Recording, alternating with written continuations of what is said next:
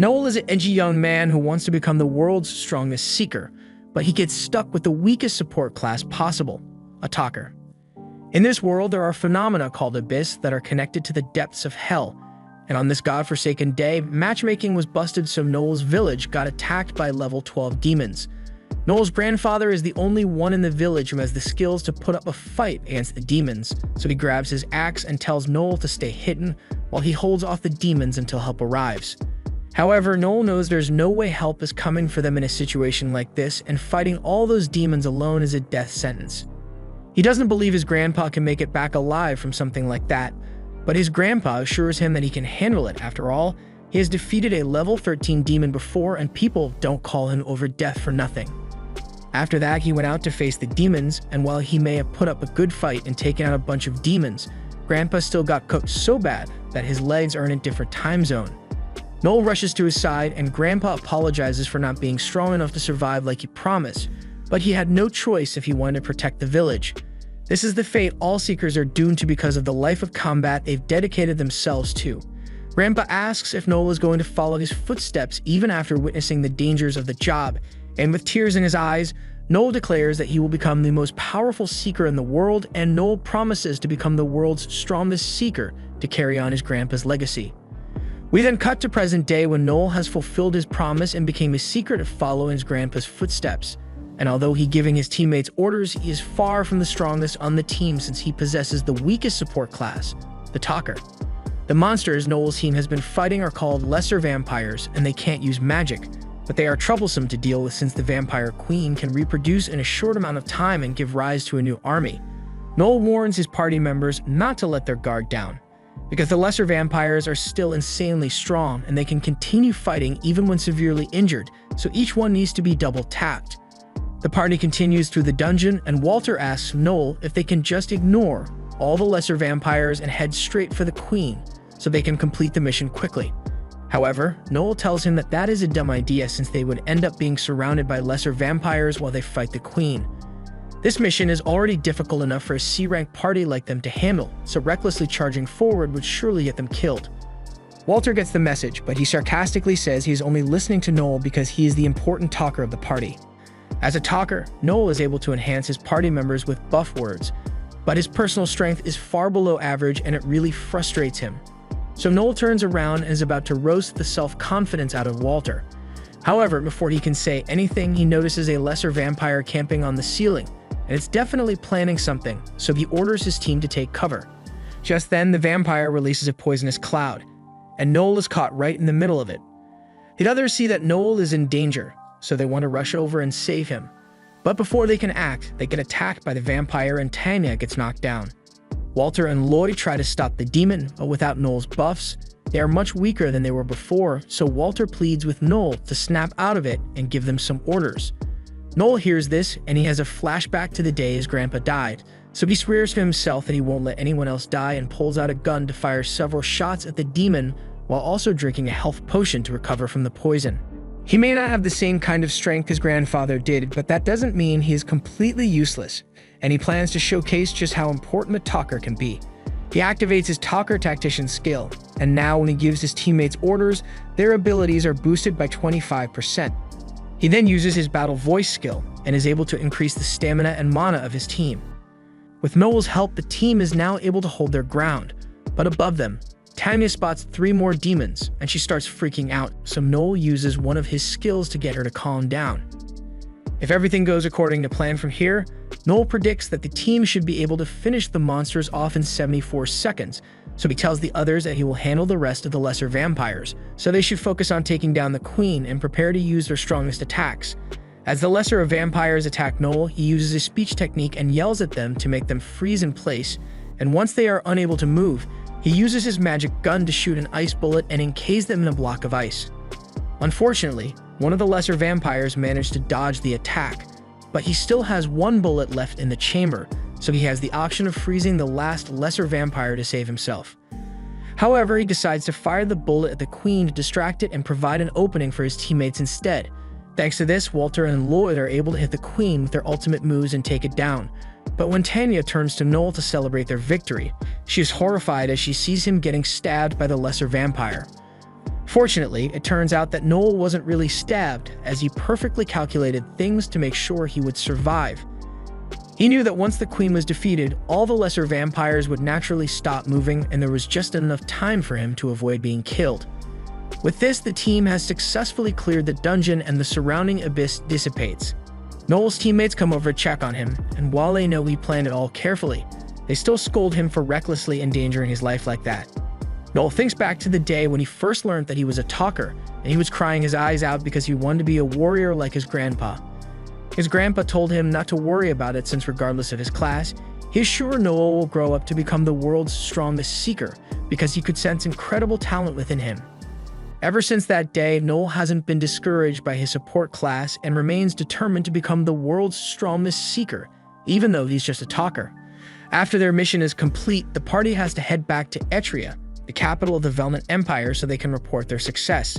The Empire is more susceptible to abyss attacks than other nations, so to fight this, the Empire developed magical technology using the materials they acquired from the demons. The material used to develop this technology can only be acquired with the help of Seekers, so Seekers are admired by the public for their contributions to society. Noel officially became a Seeker when he was 15, so he moved to the capital and found himself some companions since he couldn't fight alone as a Seeker. Walter over here is the warrior of the party, Tanya is the healer, and Loy is the swordsman. So although Noel would love to have a scout as well, all in all, their team is pretty balanced. Walter notices that Noel is being really quiet for some reason, so he asks if something is wrong. The party got a reward of 5 million Phil for completing the quest, so Walter asks if Noel is upset that they didn't negotiate for more money. He then tells Noel that a seeker shouldn't get so hung up on money, and that his grandpa probably would have said the same thing, but on the contrary, the first lesson Grandpa taught Noel was that no matter what he does, he better be getting paid top dollar because he can't be risking his life just to go home broke at the end of the day.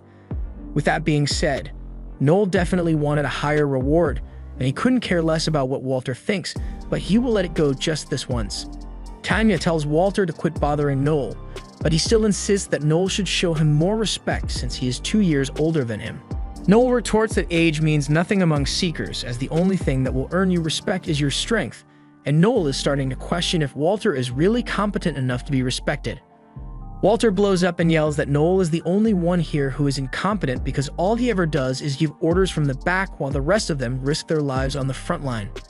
Noel thought he had a good dynamic with the team, but now he realizes that they all see him as a burden despite all the things he does for them.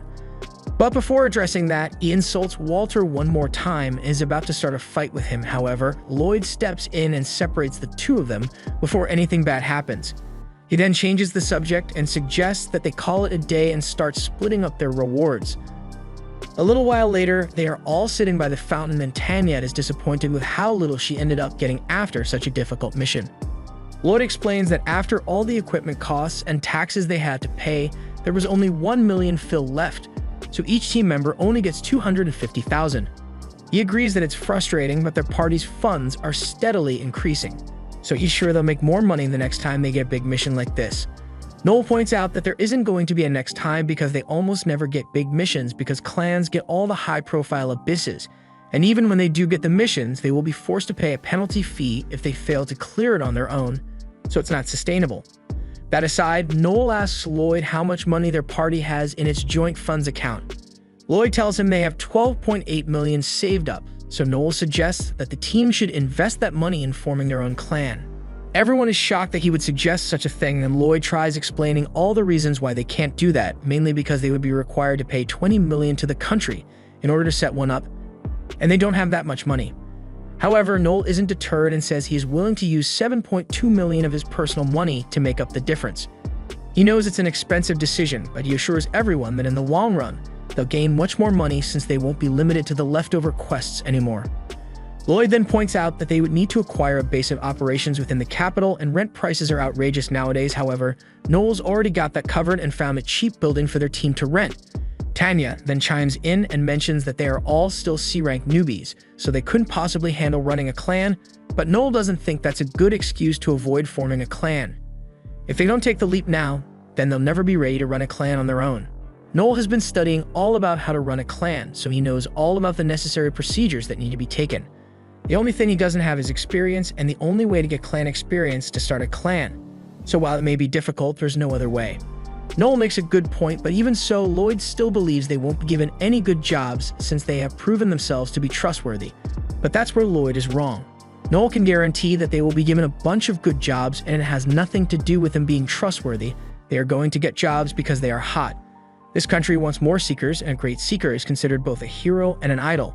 So the country will naturally treat them better because they are good-looking. Tanya doesn't think it's a good idea since they would practically be selling themselves, but Walter is already sold on the idea because he has been getting sick of the mediocre life they've been living. He wants to experience fame and wealth, and there's nothing Tanya can say that will talk him out of it. Walter and Noel are in agreement on this, so Noel asks Lloyd what his opinion is as the leader of the party. If Lloyd wants to say no, then Noel is prepared to quit the party and take his share of the savings so he can form a clan with someone else because he has a dream to become the strongest seeker, and he won't let anything get in his way. Lloyd gets a dark look in his eyes as he is left with no choice but to accept Noel's demands. However, he suggests they discuss the details of this clan formation the day after tomorrow. Walter is fine with that, and Noel is glad he was able to get Tanya and Lloyd on board with his idea, so he leaves to rest for the night. However, later that day, Walter comes running to Noel with terrible news as he has just discovered that Lloyd and Tanya have betrayed them and disappeared with all the money.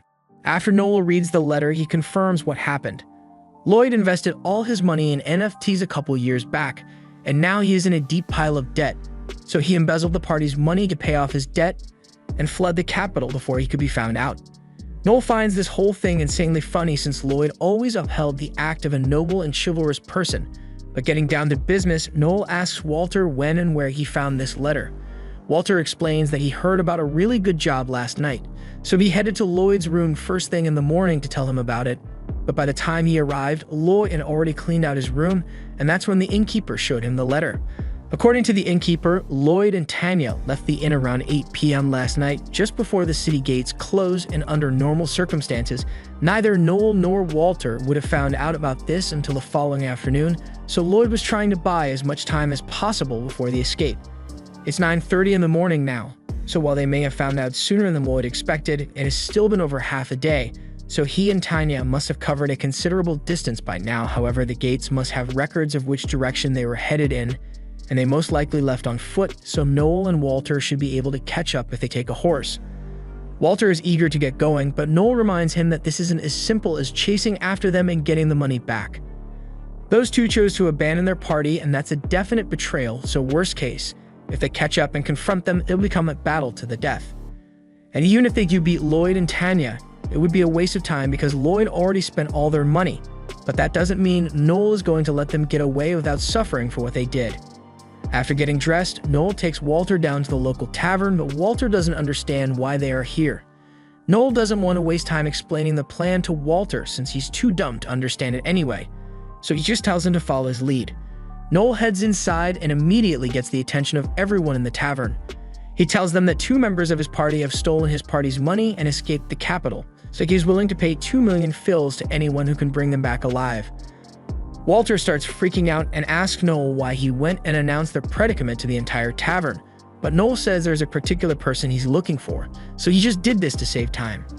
The first party to accept Noel's mission is the Lightning Bite party, so Noel gives the leader all the information he has about Lloyd and Tanya's escape, and soon after, several more parties decide to take the job, but Noel still hasn't found the person he was looking for. All of a sudden, a shady-looking man approaches Noel about his job offer, and this guy looks like he knows something, which is what Noel was waiting for. They head outside to talk, and the man explains that he saw a couple leaving town yesterday, and they perfectly match the description Noel gave. He's sure he knows where they are headed. The only problem is that the man's party isn't strong enough to defeat Lloyd and Tanya on their own, so Noel offers to help, but he will only be paying the man 1 million in exchange. The man tries to argue for the 2 million, but Noel has already read him like a book, so he knows that the man is too broke to turn down the 1 million. Eventually, the man caves in and agrees to the terms, so Noel tells him to get his party ready and meet him at the south gate. He also tells Walter to wait for him there because Noel has something he needs to do first. A little while later, Noel is done with his preparations, so he meets everyone at the front gate, and Walter has something he has been meaning to talk to Noel about. He wants to know if Noel is going to be alright fighting Lloyd and Tanya, but Noel has no reservations about it. and you will gladly kill them with no mercy whatsoever. Walter can't believe Noel feels nothing after they were partners for so long, but from the day they met, Noel had already come up with contingency plans to take them down if they ever betrayed him. He even has a plan to take down Walter, so never actually trusted any of them to begin with, and Walter could stand be less trusting in the future. Later that day, in a remote village, Lloyd and Tanya are walking, and Lloyd assures her that they should be safe for now, so they can rest easy tonight. He is sure that there is no way Noel would be petty enough to come after them even though the money has already been spent, but Lloyd gravely underestimated how petty Noel really is because he appears behind them, along with a full squad of people to capture them.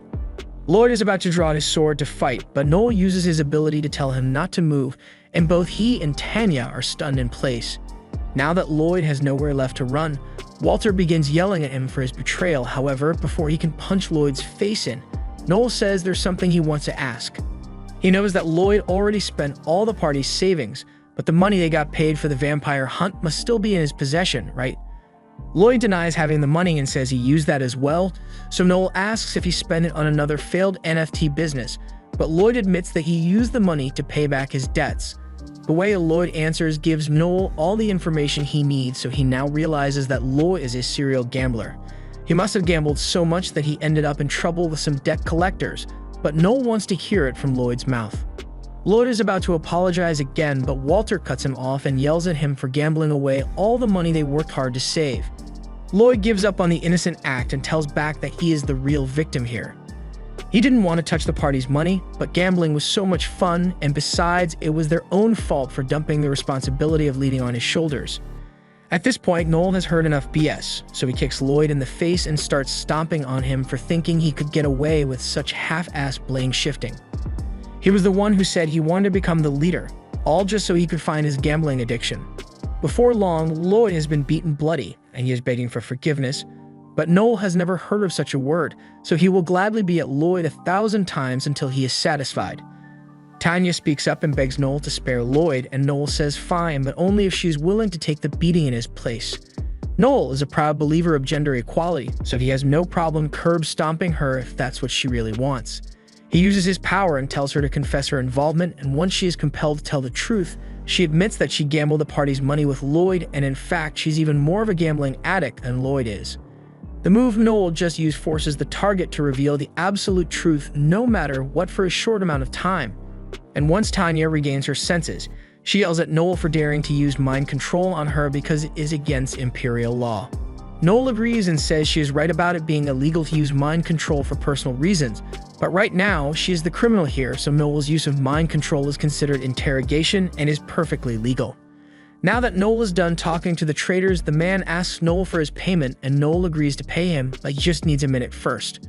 The man doesn't like being told to wait, so he grabs Noel and accuses him of trying to scam them out of the money, but Noel drags the man to the floor and assures him that he will be paid for his work, so he should just be quiet and wait. The man is pissed, so he draws his knife and is about to attack Noel, but threatening Noel was the worst mistake he could have made because Noel immediately knocks him unconscious with a punch to the chest. Noel had learnt this technique from his grandpa by experiencing it firsthand. It is a strong blow directly to the area above the heart and can temporarily paralyze the heart muscles, causing even the most experienced seekers to faint if done properly. Noel's grandpa wanted him to learn this technique because as a talker, he can't buff himself, so this would at least give him some offensive ability. The man's teammates drag his unconscious body out of the road, and soon enough, a friend of Noel's pulls up in a fancy carriage. The man is an infamous slave trader, Finocchio Barzini, and he seems to be on good terms with Noel. He is the leader of the Barzini family, and Noel knows him to be quite eccentric and zesty, but he's the only one that can help him out, so he had to contact him. If it wasn't obvious yet, Noel intends to sell Lloyd and Tanya to Finocchio as slaves in order to make back the money they stole from him. Tanya protests, but Noel reminds her that he could always just turn her into the police, and jail time here means she will be sent down to the mines. And let me tell you, the mines are not fun. They'd have a much higher chance of surviving if they become slaves and hopefully get bought by a kind master. With that said, Noel asks Finocchio to begin evaluating the two for sale, but when he's done, Finocchio only offers to buy them for $6 million.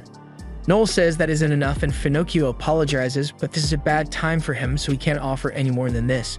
The Holy Cross Church is about to decree that everyone must take a vow of poverty, so if Finocchio offered top dollar for the Lloyd and Tanya, it would draw too much attention, and he would like to avoid that. Noel didn't realize the church held so much influence over a family as powerful as the Benazzi family, but it doesn't matter.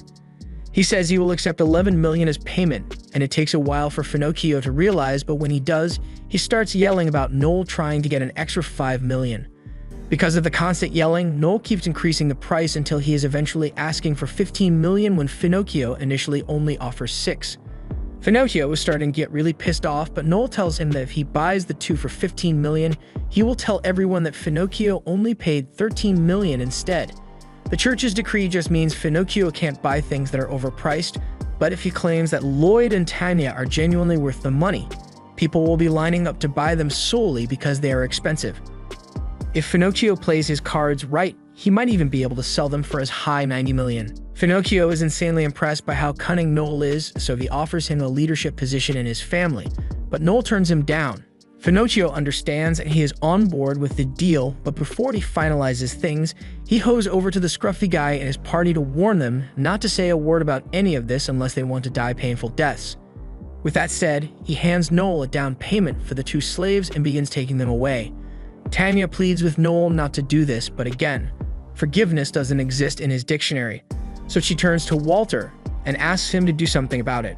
She knows Walter has a crush on her, so she expects him to save her, but Walter refuses, so she starts laying into him with every insult she can come up with, and the look on Walter's face is priceless because he never could have imagined she would say such things to him. Now that the deal is done, Noel gives the man his 1 million payment and turns to leave with Walter. After this incident, Walter was left questioning his life choices and he is seriously considering quitting the whole seeker job, but Noel tells him this wasn't his fault. In this profession, you're going to meet a lot of people, and many of them will be backstabbers. Walter may not be mentally tough and they may be slightly dumb, but Noel believes he's a gifted warrior, so he wants to continue to fight by his side and rebuild their party together. However, Walter can't bring himself to accept and refuses to live the life of a seeker after what just happened. Noel understood and accepted Walter's wishes, so as Walter was leaving the city, Noel wished him good luck with his future endeavors and bid him farewell. But as for him, he hasn't given up on his dream yet. He is disappointed that his party ended up being dissolved, but he refuses to let this stop him from becoming the strongest, so he intends to rebuild the Blue Beyond party and make it stronger than ever before. Noel puts out a post looking for new party members, but while he's waiting for people to show up, Wolf keeps pestering him. He tells Noel that no one is going to show up because all the people who are skilled enough to meet Noel's requirements would already be in a party, and he's not wrong, but Noel tells him to mind his own business. Wolf keeps talking though and tells Noel that he would love to have him join Lightning Bite. Noel thinks about it for a second, and Lightning Bite certainly is a good choice for a party with all its skilled members, with Wolf the swordsman and Lisha the archer, as well as other strong members. Overall, it's not a terrible proposition, and Wolf reminds Noel that he would be able to make a lot of money if he joined his party, but Lisha and the others in Lightning Bite tell him that he shouldn't be so pushy about things like this. Surprisingly, Noel tells Wolf that he will agree to join Lightning Bite, but only under the condition that he becomes the new leader of the party. The other party members don't seem to mind if Noel becomes their new leader, and Wolf can't believe they all agreed to it so easily. But it seems like an easy choice to them since Noel is definitely a lot smarter than Wolf. Wolf admits Noel may be smarter than him, but he is still the one who founded Lightning Bite, so he isn't going to give it up to Noel anytime soon. Just then, a girl appears behind everyone, and they are all startled because none of them could sense her coming, not even Lisha, and she's got elf ears. The mysterious girl introduces herself as Alma and says she's here to apply to join Noel's party, so Noel sits down with her and begins the interview. First things first, he asks her if she's a minor because he doesn't want to get in any legal trouble with the Empire, but luckily Alma is 21 years old, so she's old enough to become a seeker. After that, the members of Lightning Bite begin asking all sorts of personal questions like her hobbies and favorite books, but what Noel really wants to know is her job and rank. Alma answers and says she's a C-rank scout, and Noel thinks this is a stroke of luck because he has been looking for a good scout for a while now. But before he accepts her, he has one more question and asks why she wants to become a seeker. Alma informs him that she isn't actually interested in becoming a seeker. She's just here because she wanted to see Noel, the grandson of Overdieth. Noel is surprised that Alma knows about his grandpa, but she clarifies that she has never personally met Overdieth. But her grandpa once fought Noel's grandpa several years ago, and it cost him his red arm. Noel was put on edge because he thinks Alma is here to get revenge for her grandpa, but Alma denies it because she isn't into generational grudges. She just wanted to find out what the grandson of a legendary hero like Overdieth would be like. Her grandpa is dead anyway, so it's not like it matters if she gets revenge or not. Noel is curious, so he asks who her grandpa was, and Alma answers that his name was Alcor Udicar. The entire bar goes silent at the mention of that name because Alcor is famous for being the head of the Society of Assassins. He would kill any target at a client's request as long as he was sufficiently compensated, so he was known as the strongest assassin. One of the bar regulars gets offended that Alma would claim to be related to a man as legendary as Alcor, and he doesn't believe a word of what she said, so he calls her out. Wolf tells Logan to back down, but he's already fired up, so he tells Alma that there's an unspoken rule among Seekers, so you have to go to the right bar for your rank, otherwise you'll get beaten up by the bar regulars. Alma has never heard of such a rule, probably because Logan is the only one who follows it since he loves getting the chance to beat people up, but she interrupts Logan's rant and says she has a question to ask Noel. She wants to know what determines a Seeker's rank, so Noel tells her your rank is usually determined by the kind of jobs you take or by the skill you display. Alma understands now, so if she wants to prove that she is strong enough to be here, all she has to do is take Logan down. Logan is enraged that she thinks she can beat him, so he tries to punch her, but she vanishes right before his eyes, and in a matter of seconds, Logan gets knocked the F out. After what he just saw, Noel jumps up and hires Alma immediately, but Alma is now hungry from all the energy she wasted beating Logan up, so Noel takes her out and buys her a snack. Alma is astounded by how tasty the bun is, and Noel finds this strange since she shouldn't be so excited over regular buns, but she never got to eat anything as good as this while living up in the mountains. Hearing that she has spent all of her life in the mountains, Noel finds it a little easier to believe that she is really the granddaughter of Alcor. Alma is a little upset that Noel didn't believe her till now, but she still believed him when he said he was Overdick's grandson. Her grandpa had warned her never to fight over death under any circumstances, because the man wouldn't hesitate to cheat in any manner necessary to win, and when she looks at Noel, his eyes made her feel like he would do the same thing. Noel asks if she spent her time in the mountains training to become an assassin, and Alma confirms it. She has to rank up from a scout to an assassin, and while she hasn't ranked up yet, she meets the requirements to be classified as a B-rank scout. If that's the case, Noel asks why she hasn't already joined the Assassin Society since she is more than qualified, and Alma had intended to do just that, but when she was taking the entrance exam, there was a bit of an incident. She was asked to fight one of their assassins, but she was disappointed because her opponent wasn't as strong as she was hoping he would be. The guy was offended that she called him weak, so as the match started, he went at her with full force. But after all his big talk, he missed every single punch he threw and ended up on the ground. Alma then held a knife to his head, so the guy began pleading for his life since this was just an exam and killing isn't allowed. Those may be the rules, but Alma simply doesn't care because her grandpa taught her that only the strong can survive, so all weaklings must die. Just before she stabs the guy, her blade gets caught and she's forced to back away because Simon, the new head of the Assassin Society, refused to let her just kill one of his people. After that, Alma was rejected from the Assassin Society for obvious reasons. The society approved of her skills, but they just couldn't allow her to join because of her murderous tendencies as they don't want to deal with her. Apparently, the Assassin Society is in the process of officially being recognized as an organization by the royal family, so they will be focusing mainly on spy work instead of assassinations, and they need to keep a clean record to do that. It takes a second for Noel to realize that Alma just shared a national secret with him, so he is worried the society might send assassins to shut him up because of it. However, Noel thinks it's fine since she can probably protect him if it comes to that, although that doesn't make him feel any better. There's nothing he can do about it now, so the next day, Noel and Alma head out into the forest to do some teamwork training. Noel asks Alma if she knows anything about talkers like him, but she hasn't really studied the topic, so all she knows is that they have weak combat skills, but possess strong support skills instead. Noel tells her she's correct, but a talker's capabilities are a lot more complicated than that. For instance, Noel can use the assault command to make his teammates strong enough to end a fight in one shot, but if he uses it at the wrong time, it could result in his entire party getting wiped out.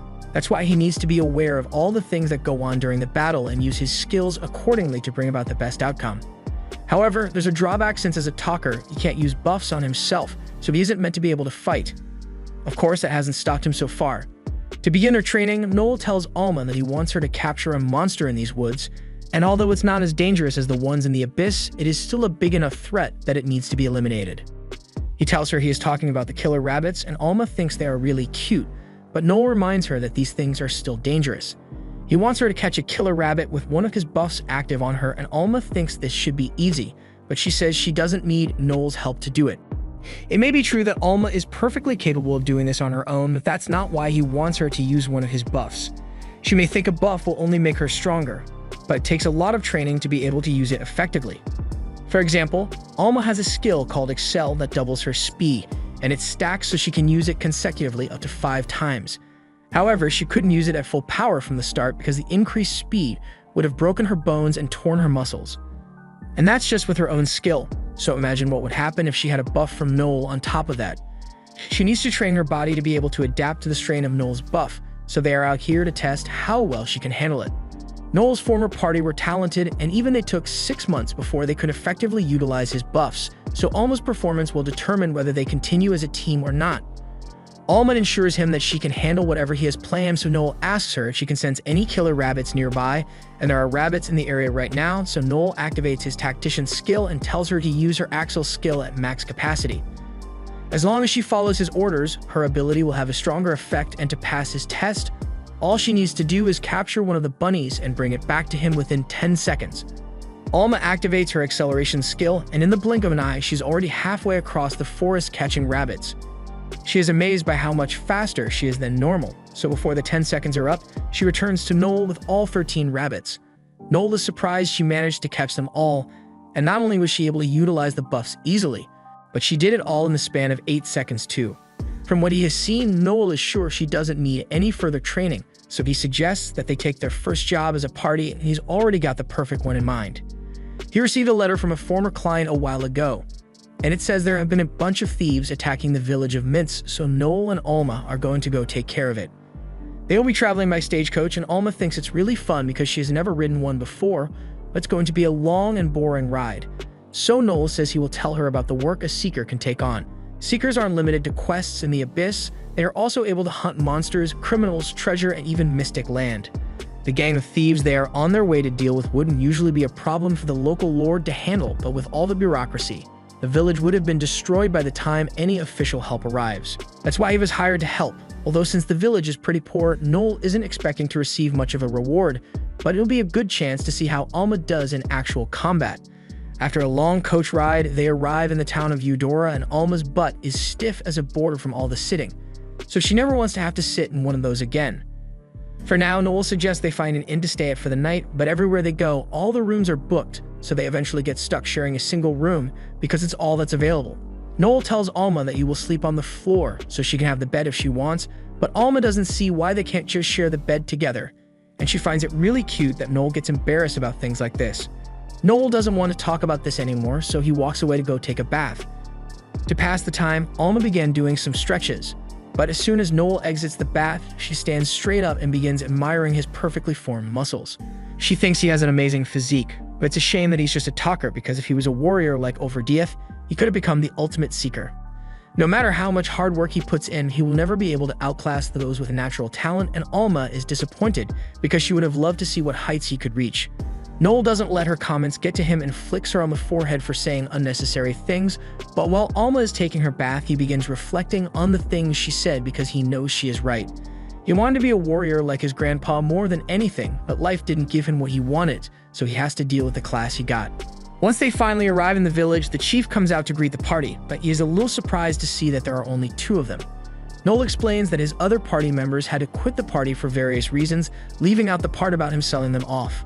Anyway, the Blue Beyond party now consists of Noel and Alma alone. Noel assures the chief that the 2 of them are more than capable of handling some thieves. They'd all sit down to have a meeting in the chief's living room, and Noel notices the chief's daughter staring at him from behind a curtain, so he says hi to her, but the girl immediately hides from him. The chief apologizes to Noel for his daughter's rude behavior and explains that she was actually really looking forward to seeing him, but Noel just wants to talk about the details of the mission chief has for him. According to the letter Noel received, there is a band of around 20 thieves in the area, and they've already attacked one of the neighboring villages, so this village might be their next target. He asks if there are any clues as to the location of the thieves' base, and the chief has actually managed to scout it out.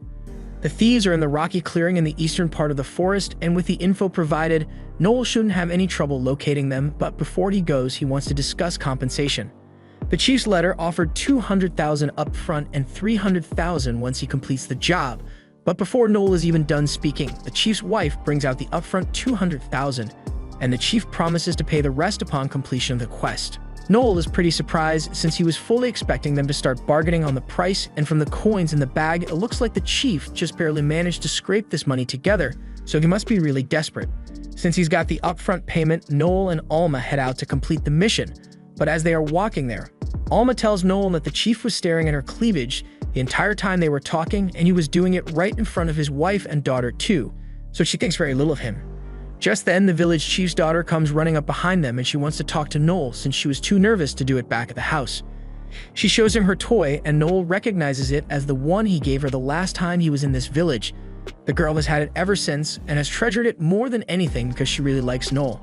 She doesn't have much else to say, but she promises to cook something delicious for him once he gets back from the mission, and Noel says he is looking forward to it. Alma found the whole interaction to be really funny, since Noel actually seems to have a sweet side, but he doesn't want to hear it from her. Later that night, they finally make it to Thieves' Camp, and Noel has no idea why the chief thought there were only 20, because the number of thieves here is well over 40. He quickly identifies the leader of the group, and the guy looks awfully familiar, so Noel soon realizes that it's none other than Gordo the Razor Blade. The dude has a 2 million Phil bounty on his head, but he's a B-rank scout, so he asks Alma if she's confident she would be able to beat him. Alma is sure she could win if it was a proper one-on-one, but not so much if she has to deal with all of Gordo's henchmen at the same time. Noel expected that answer, so he says he has a plan to handle all the henchmen. Alma is surprised Noel intends on fighting with her because if he gets any closer than he already is, the bandits will be able to detect him, although Alma can get as close as she wants because she has a stealth skill. Noel tells her to stop talking and to just focus on following his instructions, so she does as she is told and jumps into the camp with her stealth skill active. Noel and Alma are able to maintain communication because one of Noel's skills, Link, which allows him to share his thoughts with his teammates. Before long, Alma makes it to Gordo's tent and informs Noel that she's within striking distance, so Noel uses Stun Howl on the entire camp, causing all the henchmen to freeze up temporarily. The second everyone is stunned, Noel orders Alma to kill Gordo, so with her quintuple acceleration, she charges into the tent and immediately stabs him through the heart. Now that Gordo is dead, all that's left is to take care of the remaining bandits, so Noel orders Alma to keep them busy until he can get down there, and she begins slaughtering the soldiers in her immediate vicinity. As Noel descends the hill, he notices that Alma seems to be enjoying this a little too much, and her murderous tendencies might become a problem for him someday, but that day is not today, so he joins her in combat and uses his fire bullet to burn the rest of the thieves to a crisp. Once the mission is complete, the two of them head back to the village and are greeted by the village chief, who says he is glad they are alive. He asks about the situation with the thieves, and Noel informs him that they have all been dealt with, offering their leader's head as proof, but the village chief says he doesn't need to see the severed head. Since he has completed the mission, Noel asks for the rest of his payment, and the chief says he will give it to him, but first he invites him to have dinner with them since his daughter, Chelsea, has been looking forward to it. As Noel and Alma sit down with the family, the chief tells Noel about how Chelsea was recently evaluated as a swordsman, so Chelsea asks Noel if she thinks she can become a seeker like him. Noel tells her that anyone can become a seeker, although there is usually a training camp where you have to go to learn the ropes, but alternatively, Chelsea could work as a supporter for an established seeker and gain experience that way. But, as he is saying this, the chief and his wife have a look on their face that says they are up to no good. A little while later, Chelsea asks Noel if he will allow her to join his party if she becomes a powerful seeker in the future, and Noel says if she becomes powerful in the future and still looks up to him, he will be more than happy to accept her into his party, and Chelsea is really excited to hear that. Just then, the chief and his wife come back to the living room with a bottle of wine, and he says he wants to celebrate, so he pours a glass of his very expensive bottle of wine for both Noel and Alma. However, after inspecting the wine a little, Noel says he couldn't possibly take the first sip of such high-quality wine, so he insists that the chief take the first sip. The chief starts panicking and tries to make up an excuse for why he can't drink it, but Noel still insists that he sip the wine first because he knows that the chief poisoned it. The chief tries to deny poisoning the wine, but Noel has a lot of reasons for his accusation. First, the chief clearly lied about there being only 20 thieves, so he wouldn't have to pay as much, and someone who would do that would never open such an expensive bottle of wine for guests. Secondly, the wine isn't even expensive. Noel can tell by the smell that it's the cheapest wine possible, and that it was opened a long time ago, and finally there has been a distinct bloodlust coming from the chief and his wife ever since they brought out that bottle of wine. Alma calls the man stupid for thinking they would fall for such an obvious murder attempt, plus the poison wouldn't have worked anyway since Alma is immune to all sorts of poisons. The chief gets angry and claims that they have no evidence, But if he is still denying that he poisoned the wine, then Noel says he should have no issues drinking it. The village chief throws a tantrum and yells for Noel to get out of his village immediately, but Noel just uses his confession skill on him and forces the chief to admit that he intended to poison them so he wouldn't have to pay Noel and then steal all their money and equipment. Chelsea can't believe her father was really trying to kill Noel, but now that Noel has heard the confession, he immediately jumps up and stabs the chief in the eye with his thumb. The chief yells out in pain, but Noel is nowhere near done because he's going to take out the chief's other eye, and after that his nose and then his tongue. The chief begs for forgiveness, but forgiveness is the last thing Noel would ever hand out, especially not to someone who tried to kill him. He tells the chief that if he wants to survive, then he's going to have to give Noel every last penny he has. The chief pleads with Noel not to take his money because he has debts to repay and the Gambino Mafia family will do terrible things to him if he misses a payment, and that's sad and all, but does Noel look like he gives a frick? He's about to go through with it, but at the last second, Chelsea brings out the bag with all the money they have in the house, which is around $800,000, and she tells Noel he can have it, so he should please let her father go. The chief yells at her because if they lose that money, the Gambino family might kill them. But if Chelsea doesn't give that money to Noel, then Noel will definitely kill the chief right now. Noel accepts the money, and after making sure there's enough, he tells Alma that they are leaving. But as he leaves, Chelsea curses Noel and all other seekers for what he has done, which stings a little since she looked up to him a few minutes ago, but it is what it is. As Noel and Alma are walking away, Alma asks Noel if he's okay with how things ended up, but he's got his money, and the chief was the one in the wrong, so he can live with being hated for his ruthlessness. A little while later, they see an airship pass overhead, and from the insignia on the bottom, Noel recognizes they belong to the Goat Clan, the 3-star regalia. Alma thinks it's cool, but she doesn't really know what regalia means, so Noel explains that it means the clan has been recognized by the Empire. There are currently 7 regalia stars, and not all of them are equal because there are various levels of strength between them. The last 4 are at the bottom, the 3rd and 2nd are relatively equal, but only the most powerful clan earns the 1-star regalia title. One of the benefits of being recognized as a regalia is that it comes with the rights to your own personal airship, and the seekers who manage to earn this title are top of the line in strength, intelligence, wealth, and experience. Noel has already made the decision that by this time next year, he will become strong enough to be recognized as a regalia. Seeing the determination in Noel's eyes, Alma thinks back to the day she was rejected by the Assassin Society. She asked Simon if she did well enough, and Simon told her that her combat prowess was indeed extraordinary, but that didn't mean she passed. He says he has a simple question for her, so he asks if Alma was the one who killed Anicore, the former Assassin Association leader, and she answers that she did it. Even though he was the god of assassins, he became a sitting duck in his insanity. Anicore was a truly terrifying man, yet he still could never defeat Overdeath, and that fact ate away at his mind until it drove him crazy. Alma is actually the daughter of Anicore and a random woman he kidnapped, and she wasn't the only one either. Anicore had many children, but he never wanted to raise a child. He wanted to raise an assassin that could become his successor. So he forced all his children to fight amongst themselves to the death until Alma was the only one left alive. Simone understands the situation that led Alma to become this way, but she simply isn't a good fit for the Assassin Society. Alma couldn't believe she was being rejected even though she passed the test, but Simone told her that physical strength wasn't the only criterion. That was 21 years of her life that were wasted, so what is she supposed to do now? Simone tells her she is free to live her life however she wants, but if she is looking for something to do, he informs her that the grandson of Overdeath is a seeker as well, and even though he is just a talker, he is still considerably strong. If she is intrigued, then she should head to Eltria if wants to meet him. That was exactly what Alma did, and right now she is really glad she did because she has found a new purpose in life and swears to fight by Noel's side forever. In a high-security prison, one of the guards has just been knocked out in the bathroom, and the assailant transforms into a perfect copy of the guard to take his place. He goes to the guard's post, and the guard's partner is none the wiser to the switch. The impersonator plays the part and asks which prisoner they are guarding, and his partner begins talking about the heinous murders the guy in there, the puppeteer, committed, and the puppeteer is exactly who the impersonator was looking for. Every morning, Noel wakes up and begins his training routine of 2 laps around the castle walls with a ton of rocks on his back. He gives himself a 2-hour time limit, and he never skips it, no matter what. This training was drilled into him by his grandfather the same day Noel decided that he wanted to become a seeker, and there was no easy way to accomplish it. Talkers like Noel aren't able to buff themselves, so his only option was to get buffed naturally, which is why he trains relentlessly every day. After he's done with his morning routine, Noel takes a shower and thinks about what Alma told him a couple of days ago. No matter how hard he trains his body, he will never be able to achieve the level of power that comes with being born with talent. Just then, there's a knock at the door, and it turns out to be Alma. So Noel lets her in, and she's impressed with how nice his room is. They had planned to meet today, but Alma wasn't supposed to arrive for another couple of hours, which is why Noel isn't ready yet. Alma taunts him, saying she'd be happy that she showed up earlier, but after seeing Noel's peak physique, she says she's gonna touch him.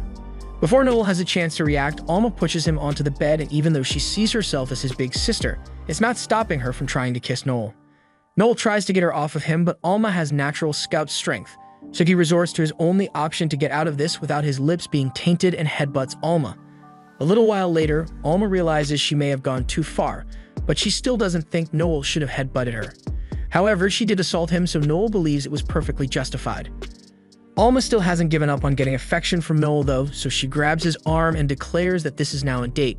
Noel is sick of her antics, so he just plays along and says the first place they are going is the Appraisal Guild. Appraiser is a unique class possessed by a subset of gnomes, and it's literally all they do. Noel and Alma arrive in the appraisal hall, and before their turn comes up, Noel asks Alma what she's going to do. She already meets the qualifications for a rank up, as evidenced by the mark on her chest. The mark automatically shows up on your body once you meet the requirements, so Noel wants to know if she's still going to become an assassin.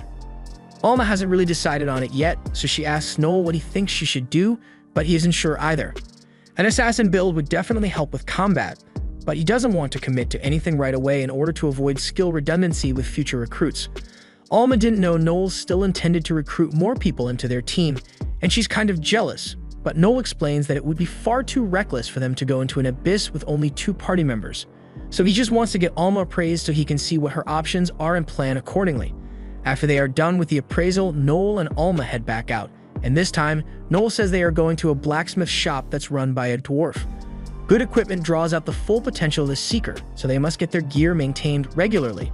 Noel greets the blacksmith, and he seems to have a good relationship with him, so the blacksmith greets him back.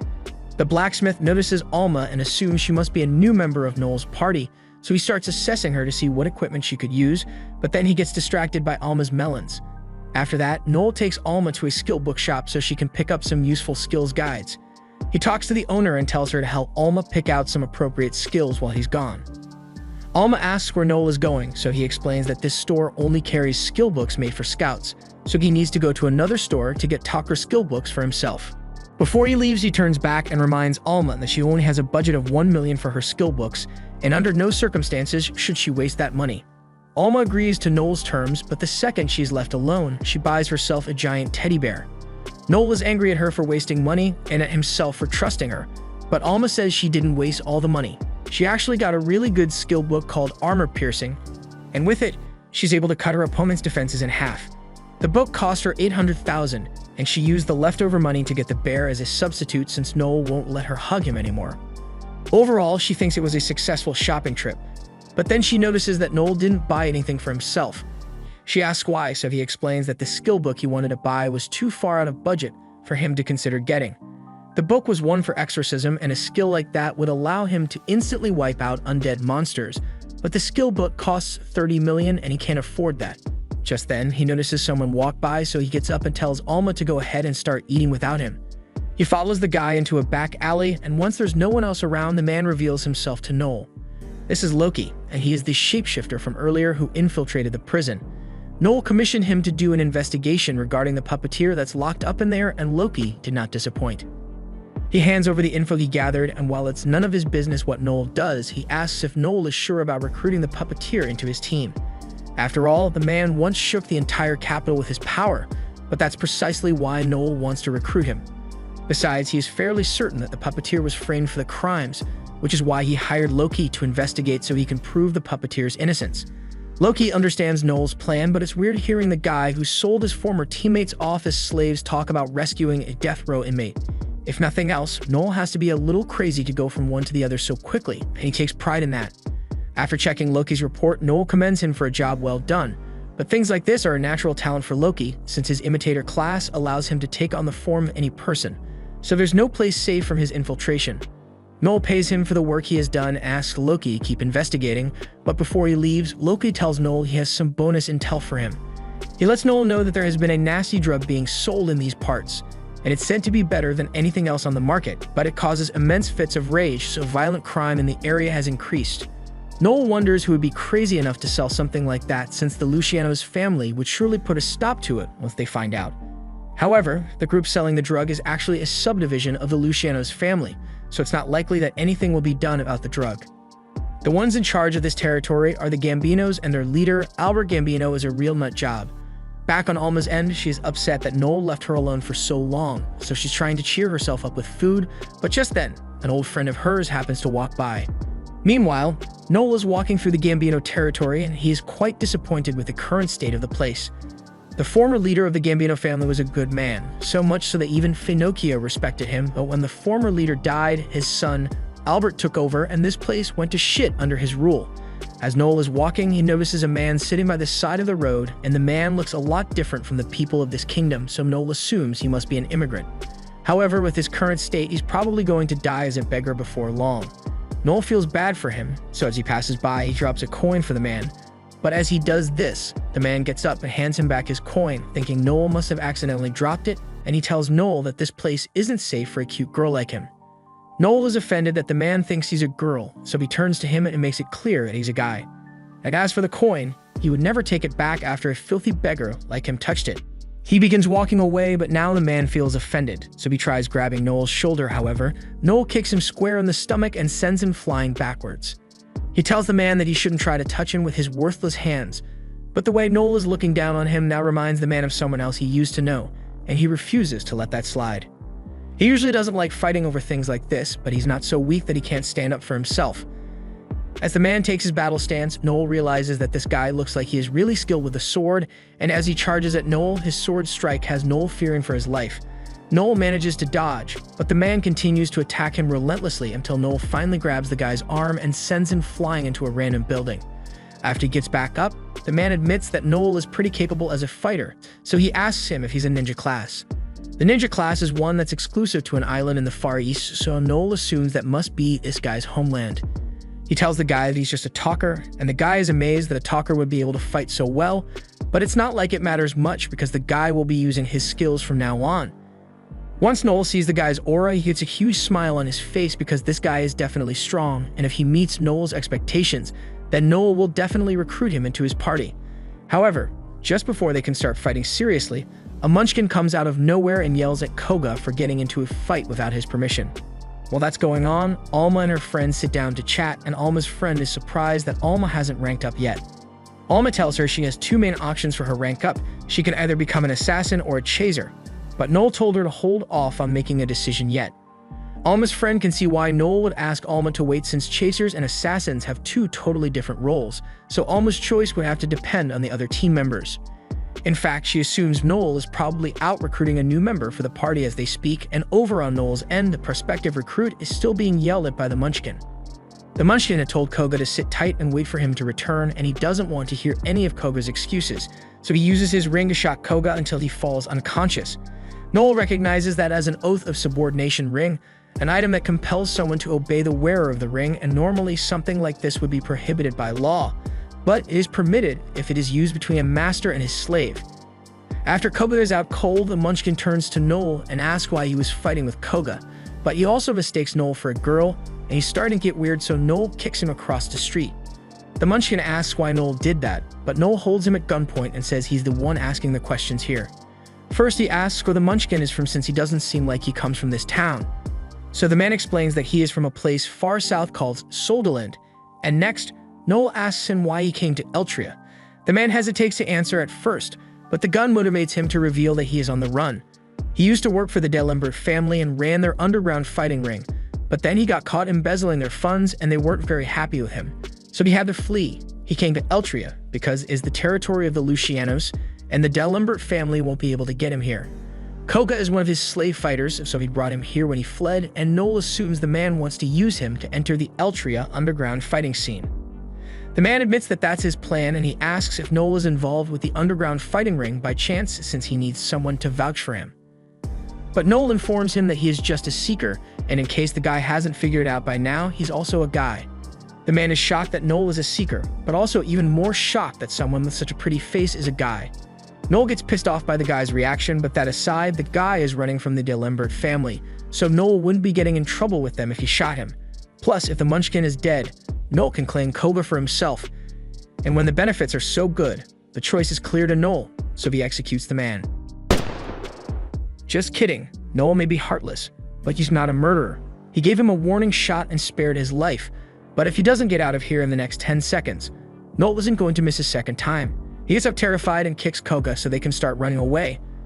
And while Noel would have loved to have Koga's strength, the fact that Koga hasn't killed that Munchkin to regain his freedom means he is weak-willed, and Noel doesn't want someone like that on his team. A little while later, Noel returns to the cafe and Licia greets him, but Noel doesn't recall inviting her here, so he says he's not paying for her food. Alma gets mad at him and says Licia was only here to keep her company since Noel left her alone for so long, so Noel relents and agrees to treat both of them just this once. Noel then takes his seat and Licia asks him if he managed to find any good party members. She figured he must have been busy recruiting since it took him so long to get back, but while it would have been nice if he recruited someone, he didn't find anyone who met his requirements. Right now, there's something else he wants to look into, so he asks Licia if she knows anything about the drug that's in circulation right now.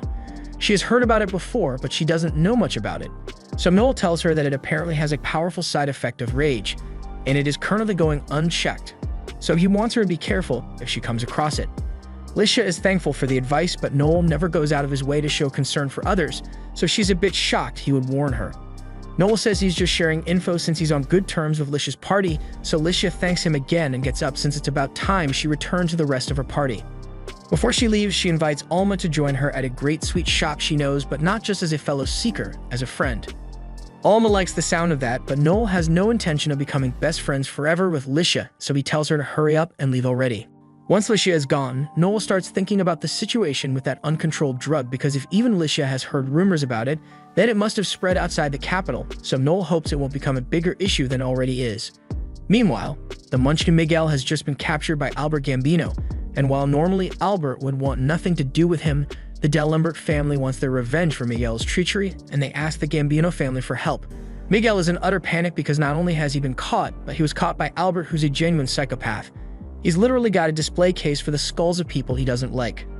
Albert says it would be no fun to just hand Miguel over to the D'Alembert family, and Miguel starts agreeing with him in an attempt to save himself and says someone as great as Albert shouldn't have to do something as boring as calling in a bounty for the D'Alembert family. But his ass-kissing backfires because Albert says he's going to do something that will be a lot of fun. And his idea of fun is skinning Miguel alive and turning him into a doll. Miguel freaks out and asks Albert if he's joking, but Albert is dead serious about it, and he even intends to skin Koga as well. Koga hears Albert say he's going to skin them alive, but he doesn't really care since he gave up on himself a long time ago. So now he just wants his miserable life to end, even if it's by being skinned alive. However, before Albert could bust out the skinning equipment, one of his debt collectors comes in and tells him he has brought someone who failed to make his payment on time, and it turns out to be the chief of the Mint's village. The chief goes on a long-winded rant explaining how he had gathered the money to pay Albert, but an evil seeker named Noel stole all the money completely unprovoked. He also says that Noel specifically called Albert Gambino a bitch, and Albert is outraged by that, so he vows that he will make Noel pay for the disrespect he has shown him. As a reward for being so honest, Albert decides to give the chief some more time to repay the loan, but that doesn't mean there won't be penalties for missing the agreed payment deadline. Albert thinks for a second and decides that he will be taking the chief's right arm as compensation for the late payment, and the chief is frozen in fear once he hears this. Albert wastes no time and orders Koga to carry out the dismemberment for him. He can tell that Koga is a long swordsman, so it should be easy for him to do it, even if it's just with a stick.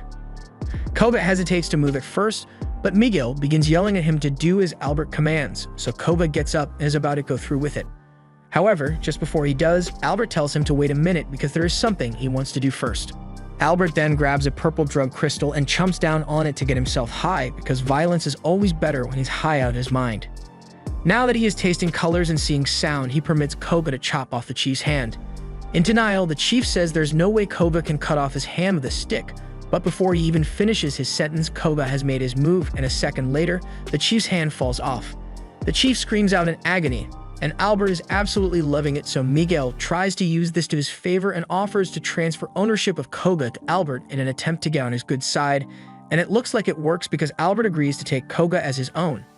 Now that Koga officially belongs to Albert, He is taken to a separate room so he can change out of his rags, and while he does so, we get to see his tragic backstory.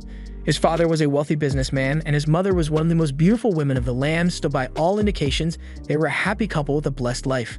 But then one day, out of nowhere, Koga's father was attacked and knocked out, while his mother was dragged away and had horrible things done to her. By the time Koga's father regained consciousness, he rushed to try and defend his wife, but the damage had already been done. 9 months later, Koga was born, and while his mother did her best to take care of him, Koga's father had grown bitter and resentful over the child. So once she saw the look of disdain he held in his eyes towards her, she couldn't take it anymore and drove a sword through her neck that night. Years passed since then, and Koga's father had become a drunkard from the loss of his wife, but Koga still yearned for fatherly affection, so he tried his best to make himself useful to him. However, the mere sight of Koga would often send his father rage, and all the rest of the people in the estate simply wished he had died alongside his mother so they wouldn't have to look at his face. Koga grew up in a household where he was constantly ridiculed and no one wanted him, and they left a toll on his sense of self-worth. One morning, he woke up and found himself on a boat with no warning, but it didn't take long for him to realize that he must have been sold off as a slave by his family because they didn't want him around. That's where Koga first met Miguel, and the first thing Miguel did was take him down to an illegal fighting ring.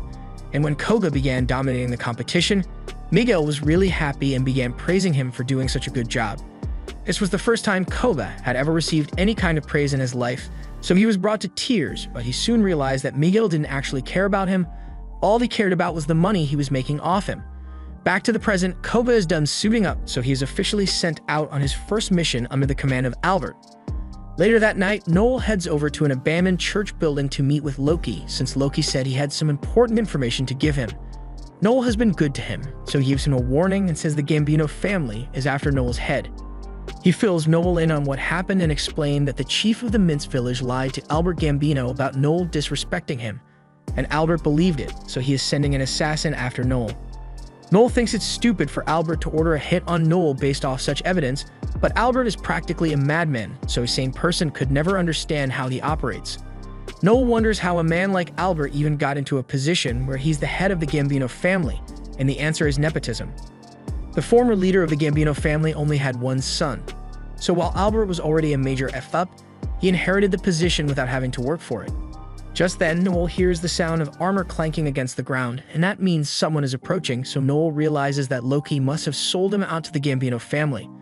Loki apologizes, but if he didn't agree to do this, the Gambino family would have killed him. So worst comes to worst, he figures he can just flee to another country after this, so the Gambino family doesn't continue harassing him. That sounds like a decent plan to Noel. There's one thing Loki's plan is failing to account for, and that's the fact that nothing is stopping Noel from shooting him right here and now. Although, Noel is disappointed that he now has to kill Loki, because he really liked having him around. But surprisingly, Loki doesn't try to run and is totally fine with Noel shooting him. Noel is confused, so he asks why Loki is giving his life up right now, so Loki explains that he now realizes that it wasn't just Noel he sold out, but also his pride as an informant, and he needs to atone for that. Noel sees that Loki is serious about letting himself get shot, so just this once, he decides to forgive him for what he has done. And he tells Loki that he won't have to leave the country to escape the Gambino family either because Noel is personally going to destroy it. Loki is stunned for a moment, but then he begins laughing hysterically because Noel forgiving him is completely out of character for him. However, Loki is grateful to have been given a second chance, so he vows to make it up to Noel later. But for now, he's not much use in a fight, so he leaves. Once Loki is gone, Noel turns to face his attacker and drinks a battle potion in preparation for the fight. A battle potion greatly increases the user's physical ability, but it only lasts 10 minutes and it takes a toll on Noel's body afterwards. Once the attacker steps into view, Noel is shocked to realize that it's Koga, and Koga is equally surprised that the target you was sent to assassinate is Noel Stalin. Noel congratulates Koga for becoming an assassin for the Gambino family since it's a huge step up from a dirty street fighter. Anyway, there aren't going to be any interruptions this time, so Noel suggests they should pick up where they left off last time and points his gun at Koga, but Koga is hesitant to draw his swords. In all honesty, he doesn't want to fight Noel because he still owes him for that silver coin, but that doesn't mean he can defy his master's orders, so he still has to fight. But in accordance with his pride as a warrior, he formally announces himself as Koga the Slicing Long Swordsman and challenges Noel to a duel. Noel thinks Koga is dumb for giving away his profession like that, but he also respects the pride Koga has, so he responds and announces himself as well. After that, the fight begins and Noel fires his gun at Koga. But Koga is too quick for that, so he dodges and appears in front of Noel. However, just before Noel could be slashed, he uses a wire to get himself to safety. Now that Koga isn't weak and starving, his speed and accuracy are far greater than they were when Noel fought him earlier, but Noel still has a plan to defeat him. He fires a flame bullet at Koga, and even though Koga dodges, he gets caught up in the flames, so Noel assumes Koga will take some significant damage from that. Yet Koga emerges unharmed because he cuts the air around him to create a barrier to protect himself from the flames. He then jumps up to confront Noel, and Noel is forced to engage in close combat, so he tries to go for Koga's nuts, but Koga jumps back and yells that nut shots are a cowardly move. It may be cowardly, but this is a life or death fight, so he doesn't care what cheap tricks he has to use, he's going to get the job done. He then reaches into his jacket and pulls out a flashbang to blind Koga, and while Koga's vision is disabled, he attempts to take advantage and land a death blow. But before he can do that, Koga uses his special move and launches several slashes at Noel. He then corners Noel on a ledge. Even though Noel attempts to use his stun howl to stop Koga, Koga simply cuts through it, sending Noel crashing down to his doom. After hitting the ground, Noel gets knocked out, and by the time he wakes up, he finds Koga standing over him with his sword pointed at Noel's head. Koga says he was impressed by Noel's performance and praises him for being such a tough opponent. But Noel isn't interested in any half-hearted praise and asks Koga why he hasn't finished him off yet. Koga doesn't really know what to say because even though his mission was to kill Noel, after having such a good fight against him, he can't bring himself to finish the job. Seeing Koga act so indecisively infuriates Noel, so he starts yelling at Koga and grabs the sword, telling him that he can't afford to pity someone who is an enemy. If Koga doesn't kill Noel, then there's no way Albert is going to let him live, and while that may be true, Koga is still hesitant, and he doesn't understand why Noel is trying so hard to get him to finish the job when it would mean his death, so he assumes Noel is truly concerned for the lives of others. But a moment later, Noel says Koga has officially missed his chance to kill him because Alma has just arrived, and she's not letting anyone besides her touch Noel's beautiful body. Before the fight started, Noel uses his link skill to send a message to Alma about his situation, and he's really glad she's here since the battle potion he drank has just worn off, and the side effects have left him immobilized. Alma doesn't really understand the details, but she does know that Koga attacked Noel, so she asks Noel if it's alright for her to kill him, and Noel tells her to do it. Alma immediately attacks Koga, so he uses his swords to block her strike, but he also pleads with her not to do this because he really doesn't want to have to kill a woman. Alma finds it hilarious that he would say that when she is the one who has the upper hand, but Koga points out that she launched a surprise attack and caught him off guard, yet she still couldn't land a killing blow on him. Alma takes this as a challenge and activates her acceleration skill to speed blitz Koga and prove that she is superior, but Koga counters by activating his sense enhancement skill, which allows him to react much faster and with greater precision when his eyes are closed. As the two continue to battle, Noel is once again reminded of the fact that as a talker, he will never be able to do things like Alma and Koga can, but it just reignites his motivation to overcome the strong and become the strongest. So far, Alma and Koga have fought each other to a standstill, and Alma admits that Koga is stronger than she gave him credit for, but she's going to make sure she finishes him off with her next poisonous attack. And since she's getting serious, Koga decides to embrace gender equality and prepares his insta-kill slash to one-shot Alma. However, before either of them could attack the other again, Noel fires a flare into the sky and tells Alma to retreat. Alma doesn't want to, but this is an order, not a request, so she begrudgingly agrees to back off. Noel tells Koga he has to leave as well since that flare he fired will draw the attention of the military police, and Albert will be really angry if the Imperial government finds out what he's trying to do here. As much as Koga doesn't want to walk away empty-handed, he has no choice but to listen to what Noel says, but before he leaves, Noel calls him back and says he has a message he wants Koga to pass on to Albert. The next day, Koga reports back to Albert about his failed attempt to kill Noel, but surprisingly, Albert seems really chill about it. He also hands Koga a box with Miguel's head inside it, but otherwise he's pretty chill today. He says he will forgive Koga for failing this time since he's in a good mood, but he had better not fail him a second time. Koga swears that he will get the job done no matter what it takes, and Albert is glad to hear that, so he dismisses Koga. But before Koga leaves, he remembers that Noel gave him a message for Albert. Quote, "Albert Gambino, I'm gonna take down your entire organization and send your ass to the gulag." Albert calmly asks if Koga is telling the truth or if he's lying like the chief of Minsk did, but there isn't a hint of deceit in Koga's face, so Albert starts tweaking out and now he wants Noel to die even more. Koga and Albert's bodyguard, Leos, both leave Albert's office to let him cool down. and as they walk away, Leos tells Koga that he may have taken it a little too far with what he said, so Koga apologizes. Leos asks if he said that to Albert because he had Miguel killed, but Koga pretty much hated Miguel anyway, so he would have no reason to care that he died. But the real reason Koga felt compelled to deliver Noel's message is because he thinks Noel is an amazing person. Even though he's only a talker, he trained himself to the point where he could go toe-to-toe against someone like Koga, and Koga knows the training must have been excruciating for Noel. But even then, no amount of training will ever make him strong enough to defeat a combat class as a talker.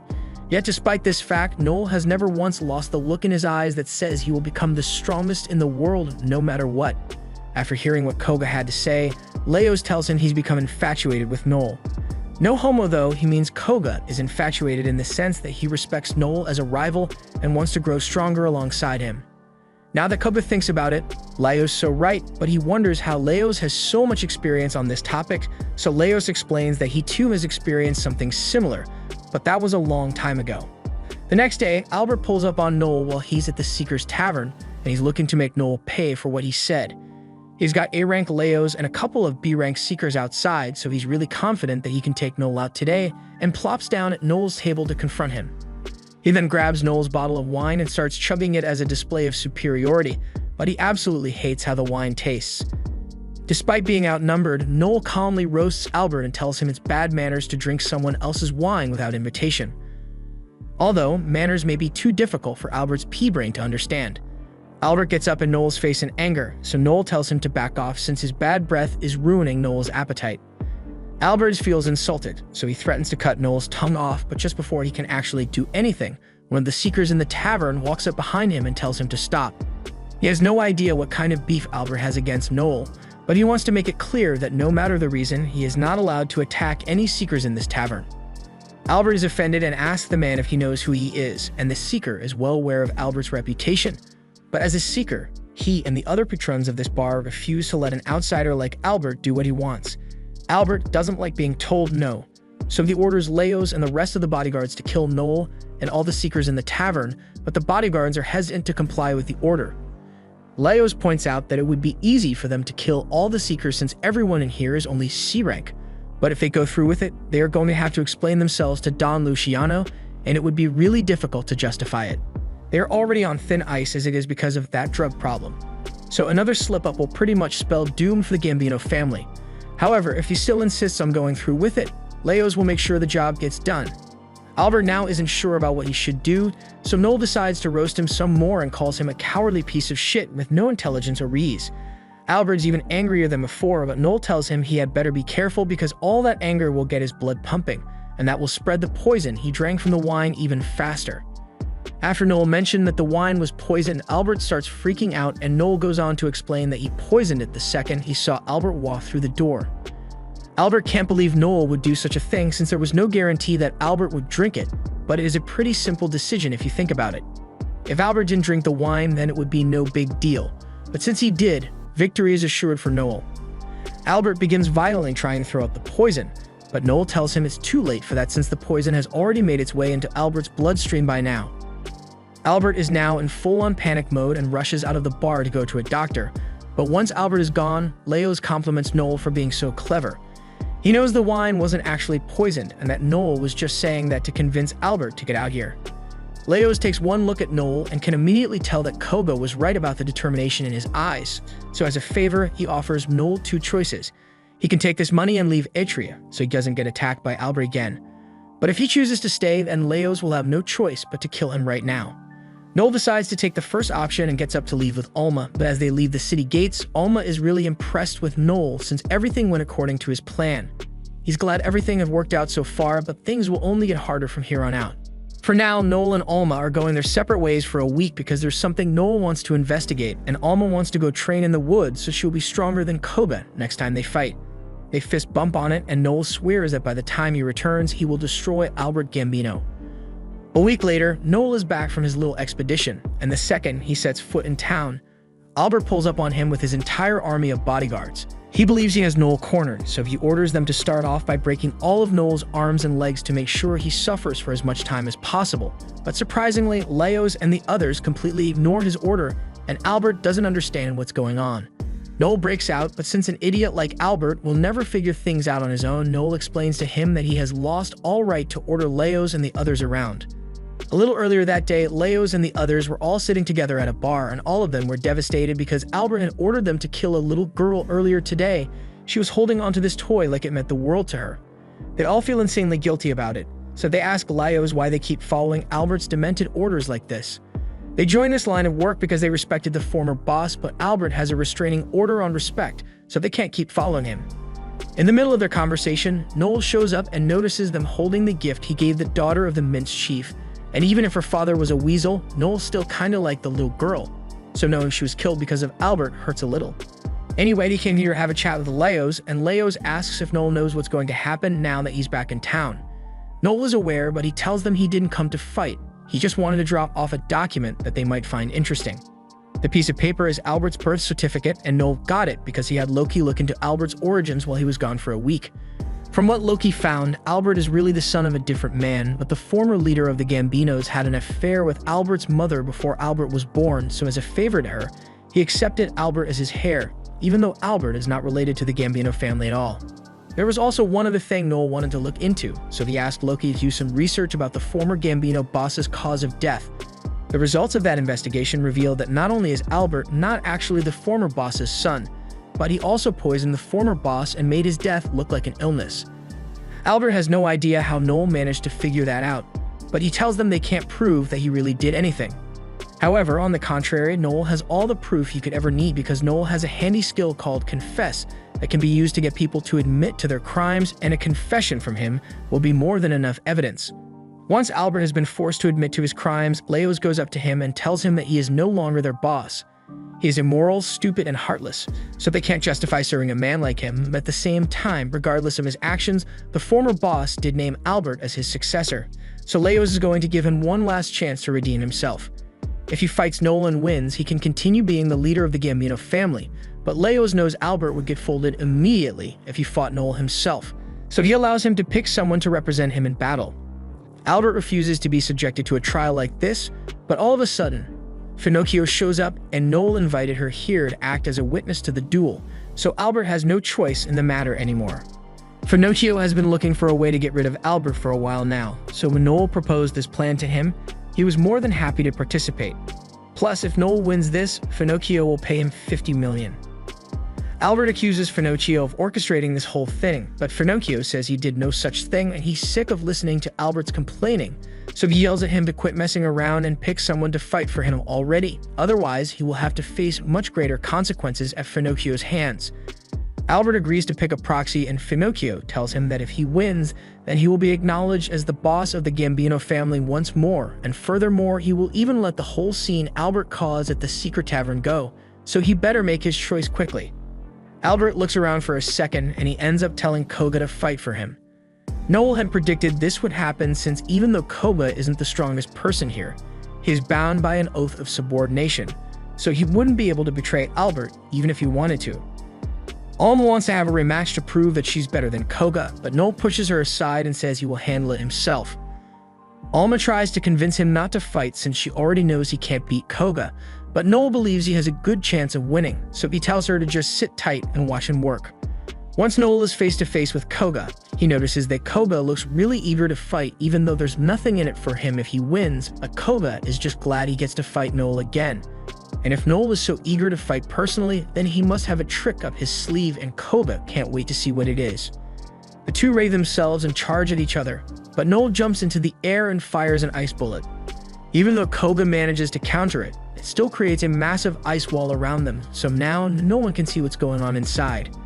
As the fight goes on, Noel is running around to avoid getting slashed by Koga, but when he finally creates some distance, Koga takes a stance that means he's about to use his EI Flash.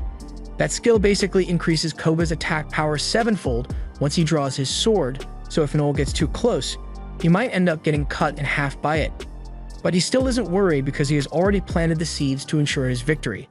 To Koga's surprise, Noel throws his gun away and says it's out of ammo, so he's going to be using a dagger to finish this. But before that, he has something important to say.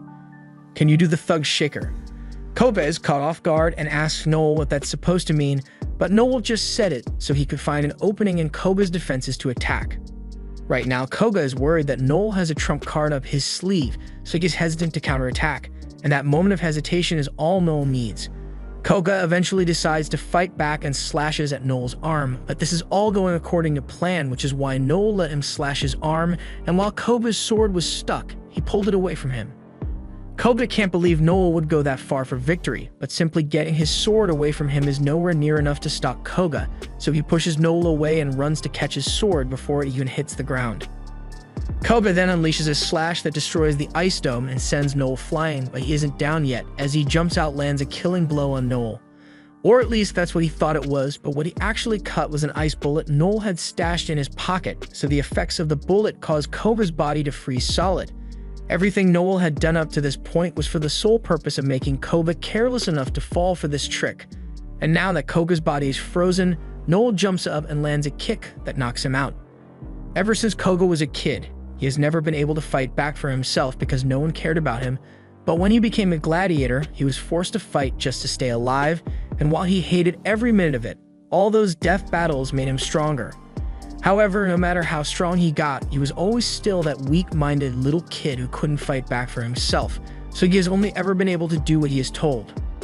Noel was declared the victor of the match, and as Koga lies on the ground, he wishes he could be more strong-willed like Noel, because despite being a talker, he has never once let others trample on his freedoms or ideals. Koga is not going to be getting up for a while, but since the winner of the match has been decided, it looks like Albert has just lost all rights to call himself the leader of the Gambino family. Noel's job here is done, so he calls over to Finocchio and says he is leaving, so they are free to do whatever they want with Albert. Before Noel leaves, Leos compliments him on his incredible fighting ability and thanks him for finally getting rid of Albert, so he says that if there's ever a time when Noel needs help, he will be happy to offer any assistance he can. But Noel turns down the offer and says he doesn't want to associate himself with the Gambino family any longer. Noel and Alma head to a nearby building where Alma starts patching up his wounds, and she tells Noel he was being far too reckless in his fight. That final kick he delivered to Koga's chest was way too risky, because Koga could have easily countered it if he had been expecting it. Noel says everything worked out in the end, so she shouldn't be worrying about it, but Alam reminds him that fighting is her job, and Noel's job is to be the commander, so she doesn't want him to keep getting into reckless fights personally. Noel apologizes and promises that he won't do it again, so Alma tells him he can always rely on her when it comes to fighting. Just then, Finocchio walks into the room, and he congratulates Noel on doing such a good job, but there's something he wants to talk to him about. Noel asks if this has anything to do with the payment he's supposed to get for defeating Albert, because if so, he won't be allowing any discounts. But Finocchio laughs and says he would never try to bargain with such a thing because this was a really good deal for him. He got rid of an incompetent rival, and all without having to take on any personal risk, so Noel earned every bit of that $50 million, but there's something else he wants to talk about with Noel in private, so he asks Alma if she can leave the room for a bit.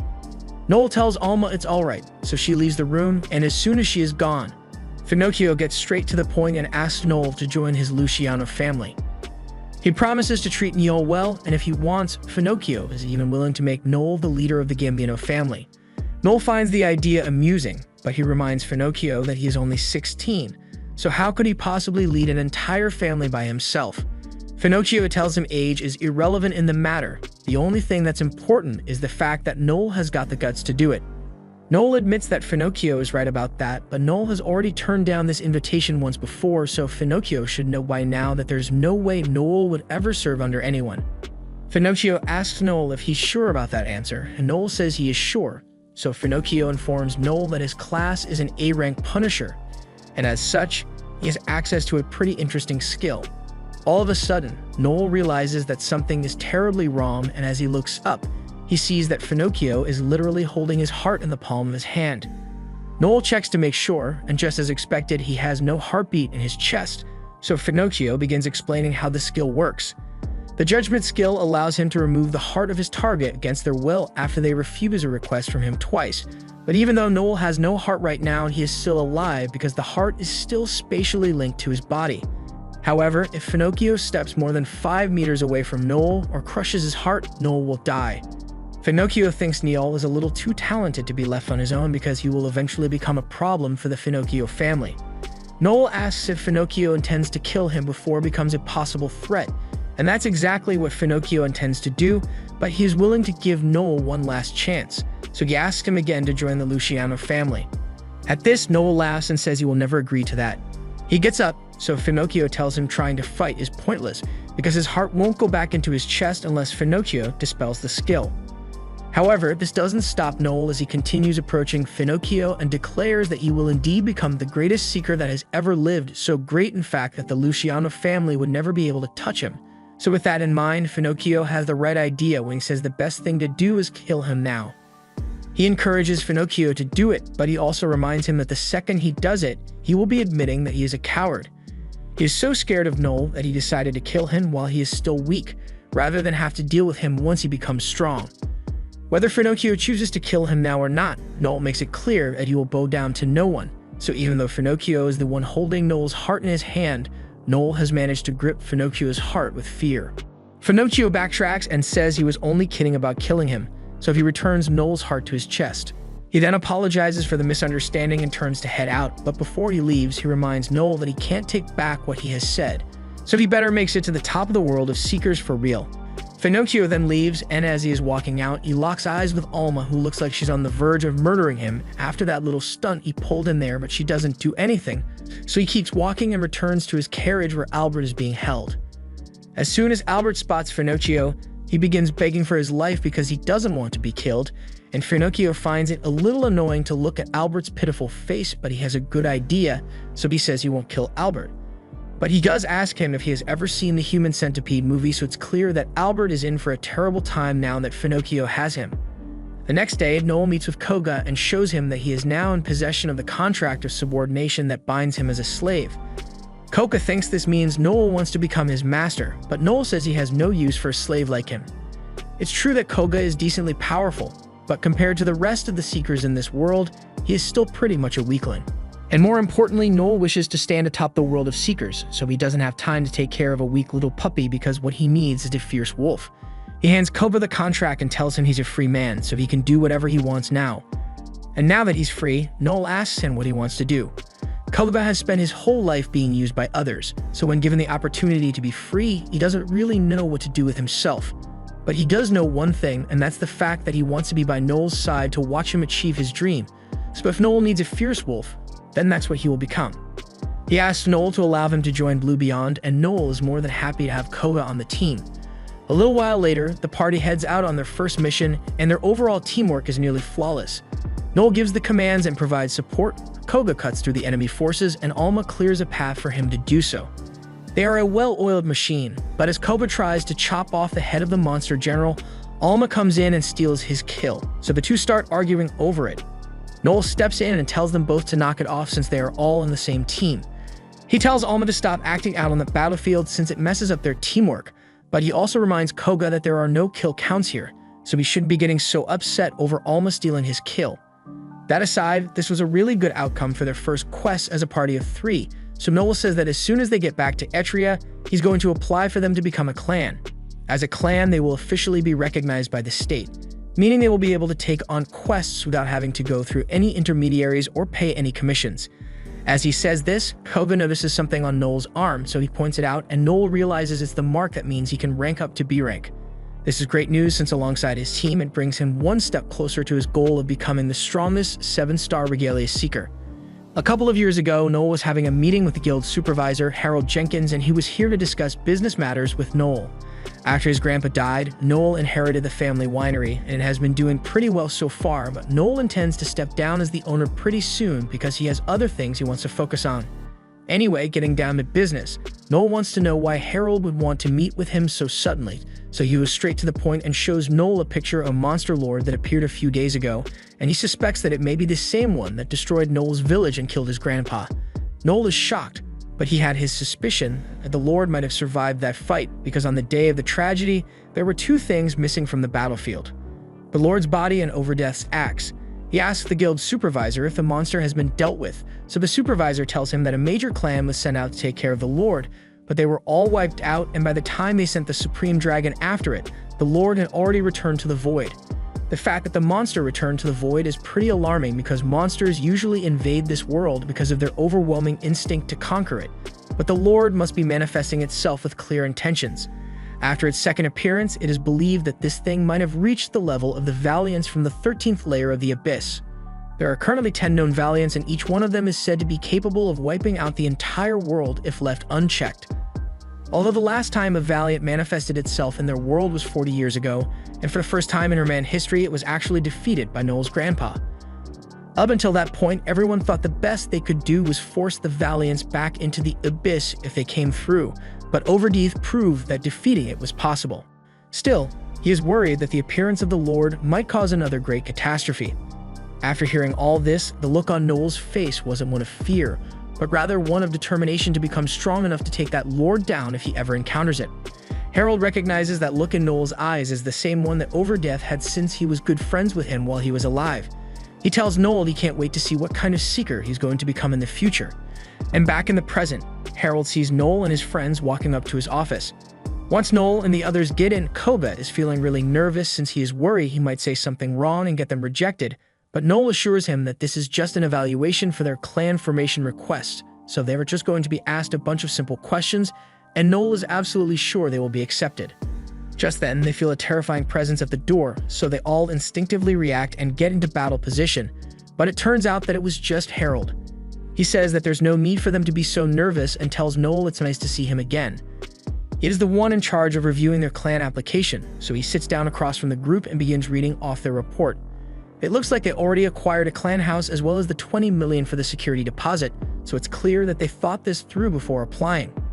Noel adds that he plans to rank up to B rank immediately after his clan is approved, and so does Alma, although Koba hasn't met the requirements for a rank up yet. Harold acknowledges that, but he asks why the party name on the paperwork isn't Blue Beyond, so Noel tells him that he intends to change the name of the party when the clan is formed, and Harold has no problem with that, so he says he is done with the interview. Koga is surprised that it was so easy to pass the interview, but Harold corrects him and says they didn't pass the interview because he's rejecting their application. Elsewhere, in an abyss, a party is left in utter shock as they witness a single man take down a monster from a 12th-layer abyss all by himself. Although this man is the vice commander of the Supreme Dragon 1-star Regalia party, Zeke Feinstein, so this was actually a pretty tame battle for him. Back to Noel and the others, Koga is shocked to hear that they are being rejected, so he gets up and asks Harold why. Harold wants to be transparent with them, so he says the guild is currently only accepting stronger seekers for clans, so meeting the requirements to form a clan isn't enough to be accepted anymore. Koba doesn't think that's fair, but just before he starts complaining, Noel cuts him off and asks Harold what caused this sudden change in policy.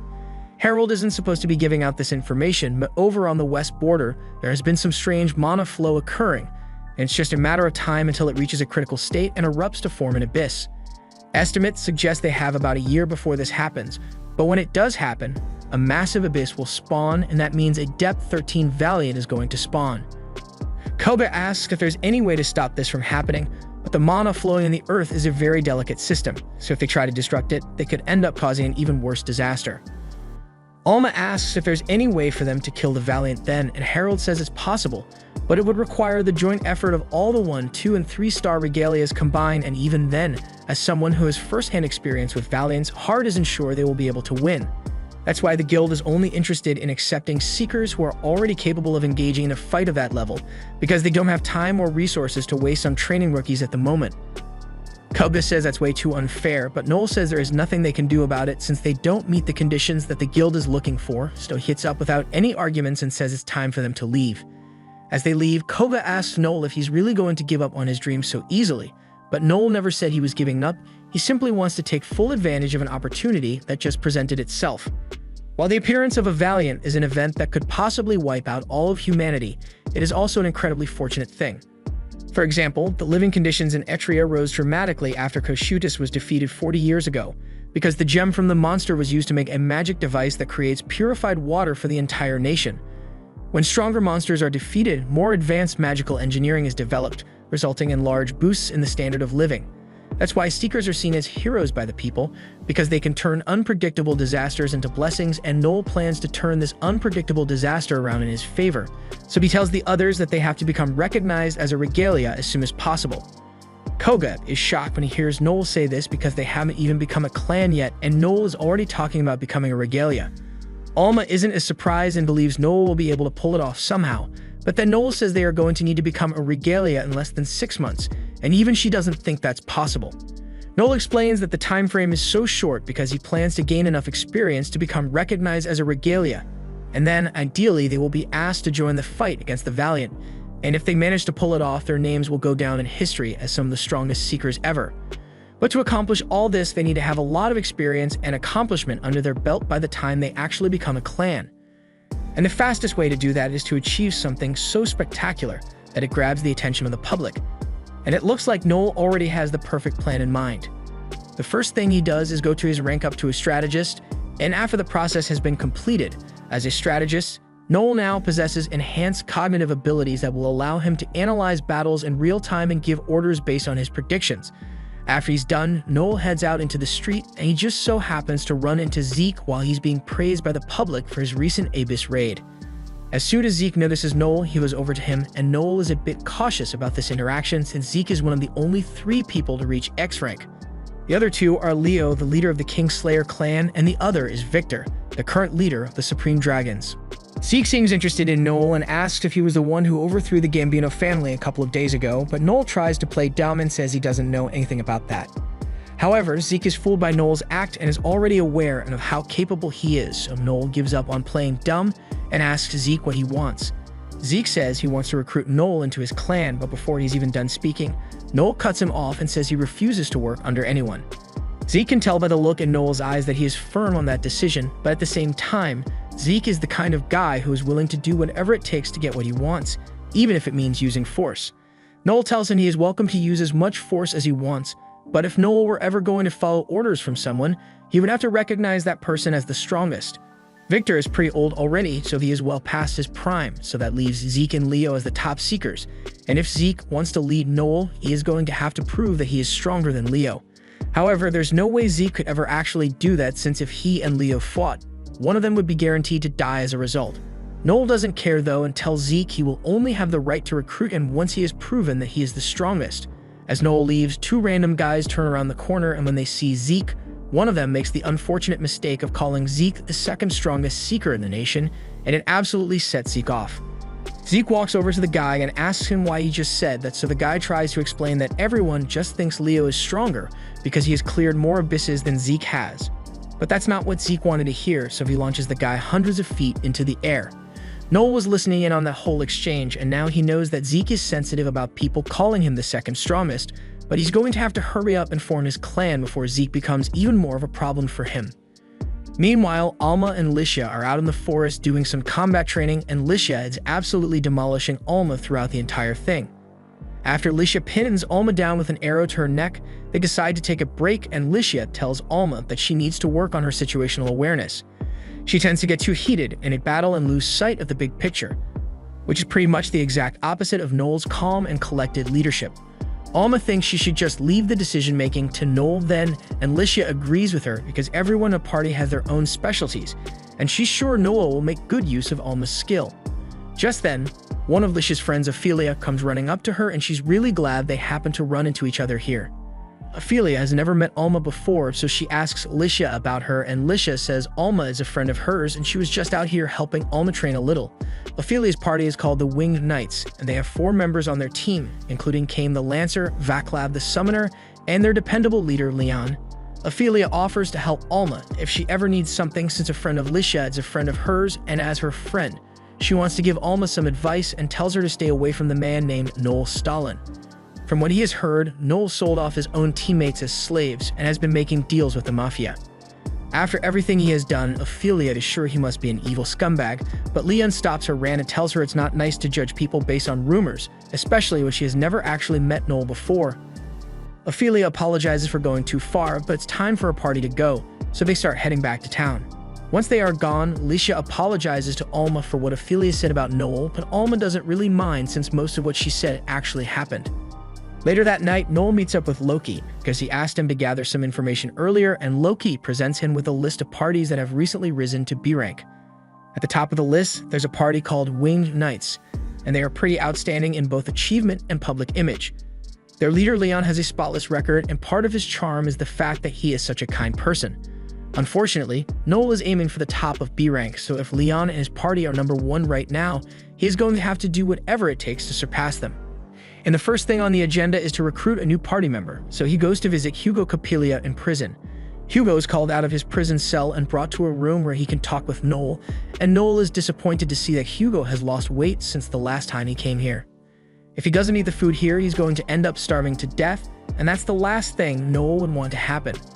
Noel has had his eyes on Hugo for a long time now because he's an incredibly skilled puppeteer. He is currently locked up awaiting execution after being accused of a heinous murder, but while he was a free man, he was legendary. A puppeteer is a class that combines both production and combat prowess, so Hugo was able to fight in all kinds of situations by controlling various puppets, so he built an outstanding reputation for himself as a freelance seeker, but that also meant he was a lone wolf with no one on his side. At one point, Hugo quit being a seeker and decided to become a puppet maker instead, and he was pretty good at it, but then his life was derailed when he got arrested.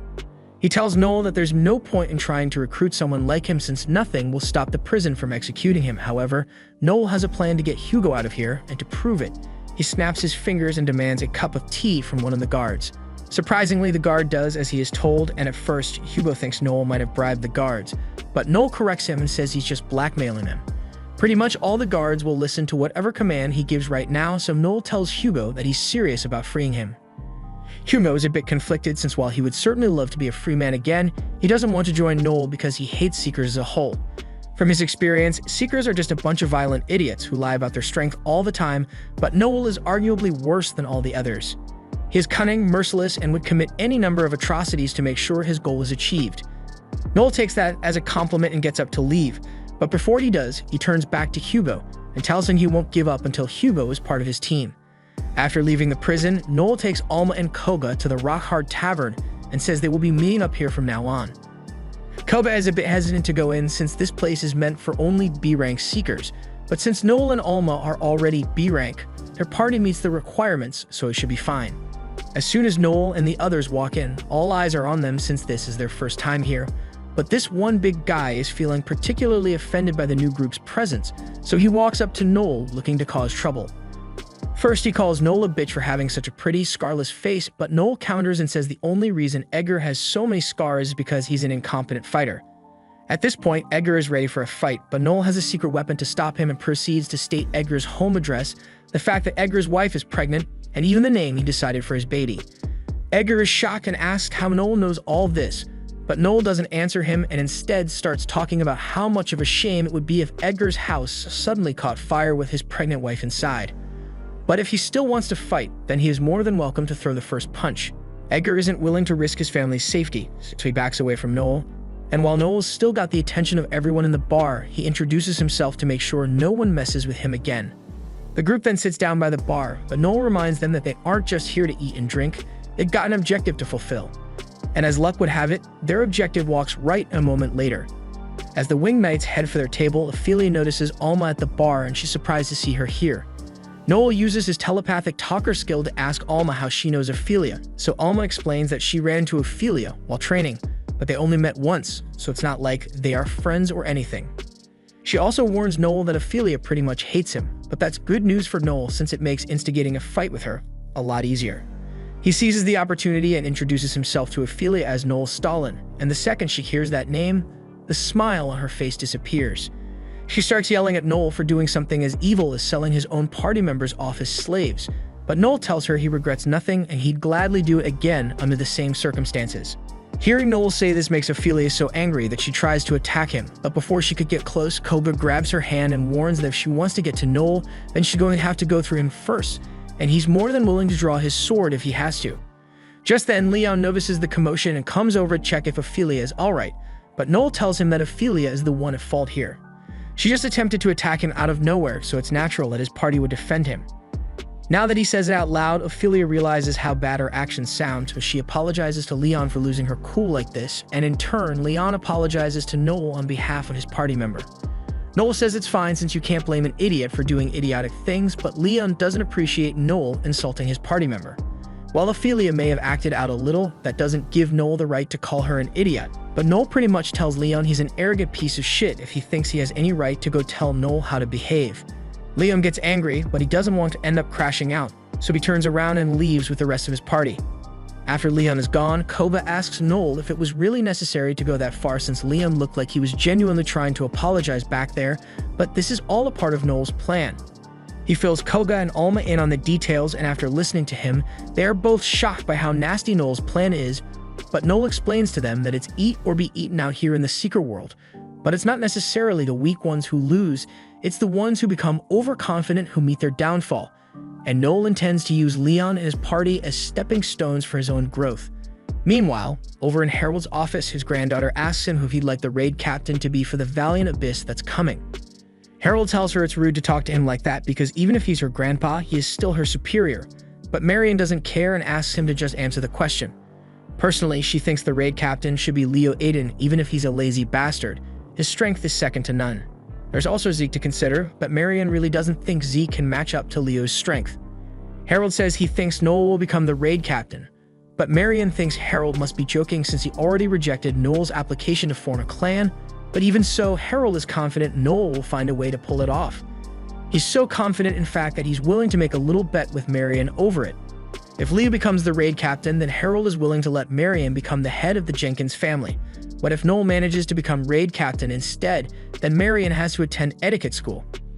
Marion doesn't like the idea of having to sit through etiquette school, but she is not one to turn down a bet, so she agrees. Later that night, Keem is walking down the street when he notices two drunk buddies talking about their future, and it reminds him of his childhood with Leon. Leon has always been a pure-hearted guy, but that often led to him getting bullied by the delinquents of his village since they hated how he constantly snitched on them. Leon felt it was the right thing to do since the delinquents were stealing stuff, but the delinquents refused to acknowledge their wrongdoing and intended to beat him up some more, but before they could, Keem came to his rescue. The bullies ran away the second they saw Keem, and Keem asks Leon why he didn't fight back against them. His class is his swordsman, so he would easily have knocked all the bullies out in no time, but Leon didn't think it was right to return violence with violence. Keem saw that Leon was serious about wanting to do the right thing, so he suggests the two of them should become seekers. After all, there's nothing more righteous than ridding the world of the monsters that come from the abyss. Years later, they formed their party and were fighting a monster in the forest, but Leon couldn't finish it off because Keem was holding the monster back. If he used his finishing move, then he might accidentally hit Keem in the process, but Keem tells him there's no need to worry about him since he will just dodge out of the way at the last second. Leon was hesitant, but since Keem seemed so confident he could make it out, he went in for his finishing slash and completely obliterated the monster, clearing the abyss. This was the first time their party had ever actually cleared a level 7 abyss, but while the others were celebrating, Leon ran to check on Keem to make sure he was alright. Thankfully, Keem was alright, and he was sure this victory would help their party move up in the world. They were initially called Twilight Glint, but that name kinda sucked, so people started calling them Wingmates instead as a reference to Leon's ultimate move. So there's no doubt that Leon is what makes their party so special. Back to the present, Keem is at a bar with Leon and asks why he got so heated when he confronted Noel earlier. Leon doesn't really understand why he was so upset, but Keem figures it must be jealousy. After all, Noel became a seeker recently, yet he has already achieved B rank and is acting all high and mighty. Leon realizes he really is jealous of Noel, but that doesn't mean he is sour about it. He can respect the hard work and determination Noel must have to have risen through the ranks so quickly. Keem is glad Leon was able to resolve his feelings, but even if he accepts that Noel is talented, that doesn't mean they should just sit back and let Noel surpass them. He pulls out a letter he had received from the guild saying that all capable parties should form a clan, and he thinks this is a great opportunity for them to grow as a party. The others in the party also got the same letter, including Leon, which is what he intended to discuss when he invited everyone to the bar earlier, but then the incident with Noel happened, and he ended up leaving early. Everyone already agreed to go with whatever Leon decides, so Leon says he wants to form a clan, and the next day, he and Keem head to the guild to submit their application. However, Harold rejects them. Leon doesn't understand why since his party meets all the requirements to form a clan, and Harold admits that under any other circumstances, Leon's party would have been accepted. But a Valiant will be appearing in a year's time, so the guild is only offering clan titles to parties who are capable of fighting immediately. Keem says that won't be a problem since his party is more than capable of fighting in the raid. In fact, they've recently taken down the level 7 abyss by themselves. But if that's the case, Harold asks why they didn't apply to become a clan immediately after their monumental victory. The issue here is the fact that Leon's party isn't serious about becoming stronger, and without that obsessive drive, they won't be able to improve enough to fight the Valiant in a year's time. Keem gets angry and asks why Harold sent them this letter if he was just going to reject them. But Harold takes one look at it and tells the two that he never sent out such a letter, so this must be a fake someone sent as a prank. Since there's nothing left to discuss, Harold says their interview is over, but before he walks away, Leon pleads with him for a second chance to prove that his party has what it takes to become a clan. So Harold says he will accept them if they can complete a test. The test is to defeat a level 8 abyss monster, and if they can do that, Harold will acknowledge them. However, there's another party who begged for a second chance. So this test will be a competition between Leah's party and Noel Stalin's party. Harold sits both groups down to properly explain the rules to them, and he tells them their objective is to kill the level 8 abyss monster known as the Dantalion. The Dantalion is especially difficult to deal with because it is able to read minds, and it is known to have a sadistic personality, so all seekers who have failed to kill it has been tortured to death by the monster. Harold says the first party to kill this monster will be declared the winner, but Noel wants to leave no room for misinterpretation. So he asks if that means interference is allowed among parties. Leon objects to this since he and his party have a firm rule against killing humans, but Harold tells him there's no need to worry about that since the guild forbids murder. And although you are allowed to attack the opposing party to give yourself an advantage, you must ensure that the other party survives no matter what. And to make sure the rules are followed properly, Harold will be using his unique skill to monitor the entire competition, so there will be no room for cheating. There are no objections so far, but Noel has some conditions he wants to add to the rule set. So he says there should be a rule that all participants must be in perfect fighting condition at the beginning of the competition.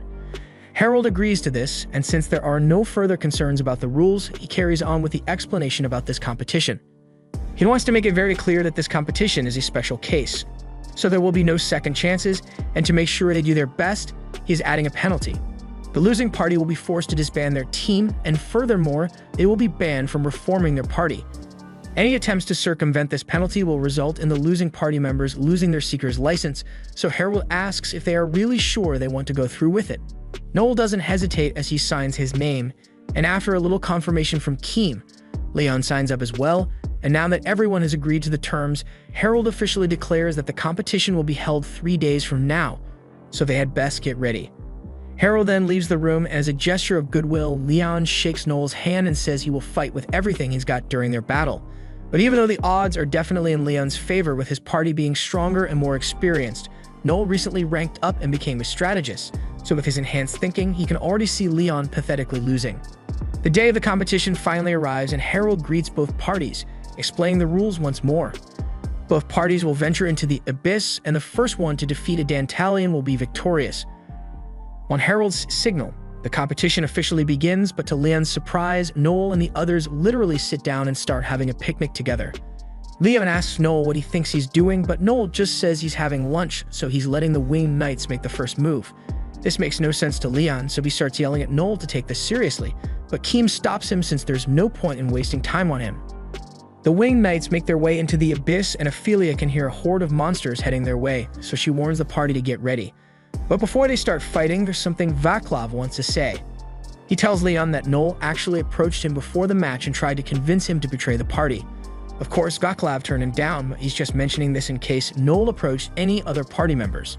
And as it turns out, both Keem and Ophelia were approached by Noel as well. Leah was shocked that Noel tried to convince everyone in the party except him to become a traitor, but the others tell him there's no need to worry since they would never betray him. And the things Noel was saying didn't even make sense to him at the time, since he kept telling Vaclav he would be free if he betrayed the party. They think he was just trying to create suspicion to throw them off their game, so it's a good thing they were able to clear up any misunderstandings immediately because that horde of monsters just arrived, so they are going to have to fight with everything they've got. Meanwhile, outside the abyss, Noel and the others are still casually enjoying their meal, but Harold has some thoughts about the way Noel is handling this. Earlier, he met with Noel and told him he was impressed with how he tricked the winged knights into doing exactly what he wanted, but he can't condone the fact that Noel forged official guild letters in the process. Noel asks if Harold intends to disqualify him for what he did, but Harold decides to let it slide after all. He asks Noel if he really thinks he can win though. There's not a doubt in Noel's mind that he will come out victorious because that's what his grandpa taught him to do. Although back in the present, Kogut is starting to get a little worried about them wasting time here since there's a chance that the winged knights might actually be able to kill the Dantalion, but Noel reminds him that this is all part of their plan. The winged knights are a strong party, so they need to be patient about how they approach the contest. especially with Leon around, since he is not only an excellent leader, but he is also strong and has incredible decision-making skills. Not to mention, when he activated his unique Angel Wings ability, his mana flow speed increases, allowing him to activate skills with no cooldown time. There's no doubt that he has talent bestowed by the heavens, but there are times when excellence can be a burden. He tells Koga and Alma that they don't need to worry, since no matter what, he is sure they will win. After all, he has already planted the seeds of mistrust that will end up splitting the Winged Knights up, because he told everyone, except Leon, what's going to happen. Leon is going to end up betraying them. Before the match, Noel went to see Keem at the bar, and the second Keem noticed Noel, he became hostile. But Noel reminds him of the rules they set regarding interference. All they said was that all participants must be in perfect fighting condition, so no attacks before the contest would happen. So under those rules, Noel approaching him like this wouldn't count as interference. But if Keem tries to chase him off with violence, that would constitute a rule violation. Now, while he has Keem's attention, Noel gets the point and asks Keem to betray Leon. Keem bursts out in laughter because he can't believe Noel actually thought he would betray Leon so easily. But just out of curiosity, he asks what he would get in return. Noel answers that he would get to be free from Leon's shadow. Once Keem hears this, he stops laughing, so Noel continues and says it is clear that the Winged Knights are a lopsided party with a majority of their strength coming from Leon. Even if they did end up forming a clan, they wouldn't be able to keep up with Leon, since no amount of hard work will be able to match up to Leon's raw talent. Keem admits that Noel is right about Leon being the strongest in the party, but he still wants to support him with everything he has because they are sworn brothers. But as Keem was leaving the bar, Noel told him that if he didn't betray Leon, then Leon was going to end up betraying him first. Back to the present, the party is up against the Dantalion, and they've managed to take out all of the smaller monsters, but the creature is able to read all their thoughts, so it is hard to make any progress against it.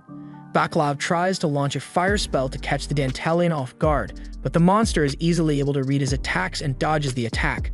Sneak attacks won't work against it, but with Leon's Angel Wing skill, he is fast enough to fight with the Dantalion on equal footing.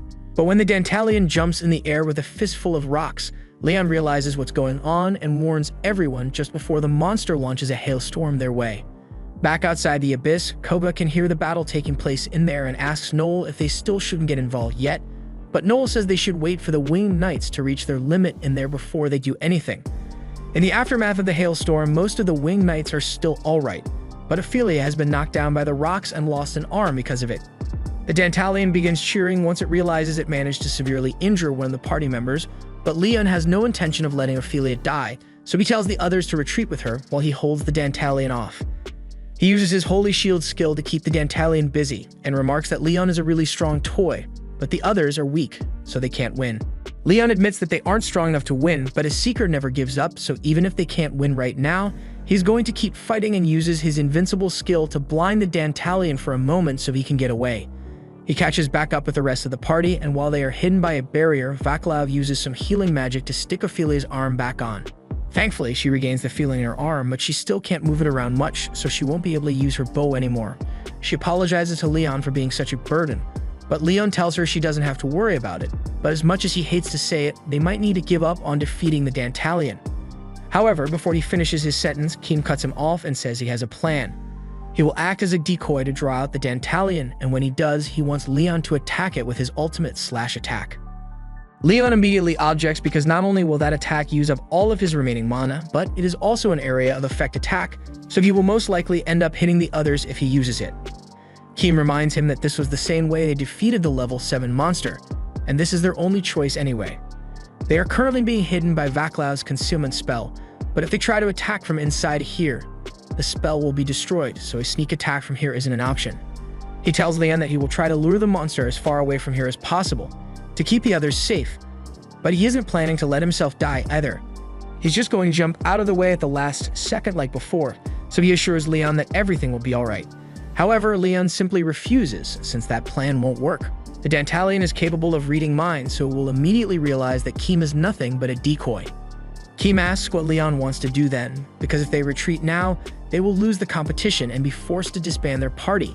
However, Leon says there's another way out of this, so he suggests that they should team up with Noel. The others can't believe what they are hearing, but Leon explains that if they team up with Noel, they may not get approved as a clan, but maybe they can avoid being forced to disband. Keem starts yelling that Noel is their enemy, so they can't possibly team up with him, but Leon remains firm on his decision because this is the only way to avoid sacrificing anyone on the team, so it's the right thing to do. However, Keem doesn't care about the right thing right now, he just cares that Leon seems to trust Noel more than him. But given the circumstances, Leon admits that he thinks Noel is more likely to succeed than Keem is. Keem is devastated to hear this, so he walks up to Leon and stabs him in the gut. He admits that all this time he has been jealous of how talented Leon is, but he thinks of him as a brother, so he has stuck with him this whole time. He was even willing to give up his life for Leon because he thought Leon trusted him, but now, he just wants to be free. All of a sudden, the Dantalian lands in front of the group, and for a moment they are terrified because they stand no chance of beating it. But it turns out that the Dantalian isn't after them right now, it's after Noel, who just arrived. Noel fires a bullet to distract it while he orders Koga to attack from above, and to the Dantalian's surprise, it can't read any of their attacks. In preparation for this battle, Noel and the others train using Noel's mind link skill, so they are now able to carry out Noel's orders with an empty mind so the Dantalian can't read their thoughts. And as for Noel, with his strategist mind, he is able to think so fast that the Dantalian can't keep up with his thoughts. The Dantalian suffers a massive headache from reading Noel's mind, so it is forced to rip out its third eye so it doesn't have to hear Noel's thoughts anymore. But this is exactly what Noel was waiting for, because now he can give the order for Alma to finish the Dantalian off. She activates her acceleration skill and charges forward to strike, but that was just a bluff to trick the Dantalian because as it tries to counter her, she activates his second skill and phases through its hand. This is the Phantom skill she acquired after ranking up, and it allows her to become intangible once every 24 hours, bypassing all physical attacks. And while the Dantalian's guard is down, she activates another quick attack skill and blows a hole through its chest. With that, the monster has been defeated, and the abyss has been cleared, so Noel's team is the winner of the competition. And as a little bonus, the fight gave Koga enough experience to rank up as well, so he can be on the same level as Noel and Alma again. While Koga is rubbing it in Alma's face, Keem approaches him and asks if this was his plan all along. Noel doesn't plan on denying it, so he admits that he orchestrated this whole thing. He pushed the guild to set up this competition and chose the Dantalian since it was a good matchup for him. He even admits to sending out fake letters to get the Wing Knights interested in becoming a clan. After hearing this, Keem is enraged and grabs Noel by the jacket, but Noel points out that Keem and the others played a big part in their own downfall since he betrayed Leon out of jealousy. Everyone in the Wing Knights is strong, but Leon is the only one who is truly gifted, so the rest of them are just living in the shadow of Leon's glory. It's natural for them to become envious of him, but they kept their envy buried for so long that it has eaten away at their bond, so all it took was a little nudge from Noel to break them apart. Noel learned firsthand that even the smallest crack in a team's bond can lead to disaster, but in this case, he thinks Leon is actually the one at fault here because Keem wouldn't have stabbed him if Leon had trusted him. Just then, Harold walks up and declares that Noel's party is the winner of this competition, so he will officially recognize them as a clan. And in accordance with the rules of this contest, as the losers, the Wing Knights will be forced to disband with immediate effect. The news of the contest spreads throughout the capital, and a lot of people are devastated since they actually really like the Wing Knights. As for the Wing Knights themselves, Ophelia decided to give up on being a seeker because she doesn't think she has what it takes to continue, so she says goodbye to Letitia. On the other hand, Vaclav accepts an offer and joins another party that same day. Meanwhile, Noel goes to visit Hugo to tell him all about the recent events, but Hugo doesn't think it's a good thing since the Wing Knights were one of the few parties that was actually made up of good people.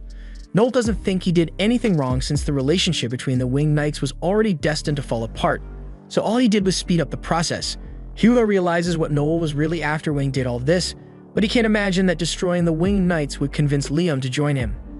However, Noel tells him he doesn't need to worry about that since he has a plan to get Liam on his side, so he will definitely convince him to join, and after that, he will convince Hugo to join the team as well. After that, Noel leaves the prison, and elsewhere in the city we see Keem trying to drown his sorrows and destroy his liver. Keem asks the bartender for another drink, but at this point the bartender is seriously worried that Keem is trying to drink himself to death, so he cuts him off for the day. He knows what happened to Keem, but he reminds him that he is still a young man, and there are plenty of parties out there that he can start fresh with. However, Keem doesn't think he can ever move on from what he did. Now that he thinks back on it, if Leon had actually agreed to Keem's plan, he would have died because there was no way he could ever pull it off. So the choice Leon made at the time was the best way he could protect everyone given the circumstances, and Keem went and stabbed him for it. He's never going to forgive himself for that, and even the bartender tells him he fucked up there, but drinking to the point of liver failure won't solve anything. Right now, there's something much more important that he needs to do, and that's to set Leon free. Keem doesn't understand what the bartender is talking about, so the bartender explains that Leon is probably blaming himself for what happened right now and is unable to move on. So if Keem really wants the best for Leon, then he has to go see him and set the record straight. Meanwhile, Leon has just been cornered in a back alley by Edgar and a couple of his friends. Edgar saw the news of the Winged Knight's downfall, and he would never pass up on a chance to kick a man at his lowest point. He has hated Leon for the longest time because he has always had such a clean record and been so popular, all while Edgar has been called and treated as a scumbag, mainly because he is a scumbag. That's not the point. Now that Leon doesn't have his friends around anymore, he has lost the will to defend himself, so Edgar wants to take him out. However, before he could do that, Noel and the others show up and take out all his friends. Edgar yells and asks what Noel is doing here, but Noel just says he just happened to be in the area for a walk. Edgar doesn't believe him and tells Noel to leave because he's getting in the way, but Noel doesn't like Edgar's tone, so he tells him to wash his mouth. Edgar takes this as a personal insult and prepares to fight Noel with his friends, but Edgar's friends aren't as dumb as he is, so they know they stand no chance of beating Noel's party and immediately run away. Noel then decides to teach Edgar a lesson in respect and chops his nose clean off before squishing it beneath his feet. And while Edgar is screaming in pain, he pulls him by the hair and threatens to give all of his friends and family the same nose job if he ever acts like a scumbag again. Edgar is scared out of his mind, so he swears to do as Noel said and runs away. And once he's gone, Noel turns back to Leon and tells him he has some business to discuss with him. He tells Leon that he wants to recruit him into his clan, but Leon can't believe what he's hearing. Noel assures him that his offer is genuine, and if Leon accepts, then he is even willing to make him the vice master of the clan. Noel thinks it's a good deal for Leon, but Leon refuses to ever team up with the likes of Noel. After all, if Noel hadn't come along, then the Winged Knights would still be together. However, Noel points out that the party was doomed to fail from the start, and Leon was aware of it too. The only reason Leon was able to be so righteous and upstanding was because of the loyalty and dedication of his teammates, but no matter how hard they worked, they would never be able to catch up to Leon's natural talent, and it was only a matter of time before the difference in skill would make them envious. Leon admits that Noel is right, but he still can't bring himself to accept Noel's deal because it would mean giving up on everything the Winged Knights have worked for. Noel asks him if he intends to stop fighting over this, because if he gives up, then the glory of the Winged Knights will be a thing of the past. However, if he made a name for himself as a seeker, then he could keep the name of the Winged Knights alive. People may see him as a traitor, but this is one time Leon has to be selfish if he wants to keep what he holds dear alive. Leon thinks Noel is right, but before he makes any decisions, he asks Noel why he chose to become a seeker in the first place. Without hesitation, Noel says he wants to become the undisputed greatest seeker of all time, and he is going to make that happen no matter what it takes. The conviction in Noel's words is enough to convince Leon to side with Noel, but he makes it clear that Noel has better follow through on his words because he will never forgive him otherwise. The two of them shake hands to solidify their new partnership and walk out of the alley as one clan. Meanwhile, Marian is reviewing the case file with her grandpa, and she thinks Noel is pretty slimy for not only destroying the noblest party, but also stealing their leader for himself afterwards.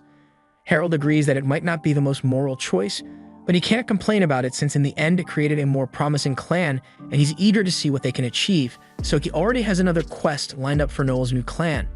It's an abyss that manifested the other day with a depth level of 9, so it will be the toughest challenge any of them have ever faced, the ghost-controlling wolf, Garmer. As Noel and the others walk through the city with Leon, people begin calling him a hypocrite for joining the man who destroyed his former party. However, Noel tells him not to worry about those people because once he has proved himself, they won't be able to openly criticize him like that. But all of a sudden, someone shouts Noel's name from behind, and it turns out to be Keem. He yells that all this is Noel's fault, so he's going to kill him, but Leon gets in between the two of them and tries to stop Keem. He tells Keem that killing Noel won't fix anything, but Keem refuses to listen to a traitor, so if Leon is so insistent on protecting Neil, then Keem will have to kill him first. Keem leaps up to attack Leon, so Leon is forced to defend himself, but as he moves to counter Keem, he sees Keem smirk and realizes he is doing all of this on purpose to improve Leon's image. He knocks Keem out in the gentlest manner possible, and once he is on the ground, people begin praising Leon's strength for being able to take an opponent out without even drawing his sword. Leon doesn't think he is right here, but he has made the decision to follow his own path, so he isn't going to turn back now, even if it means Keem will hate him.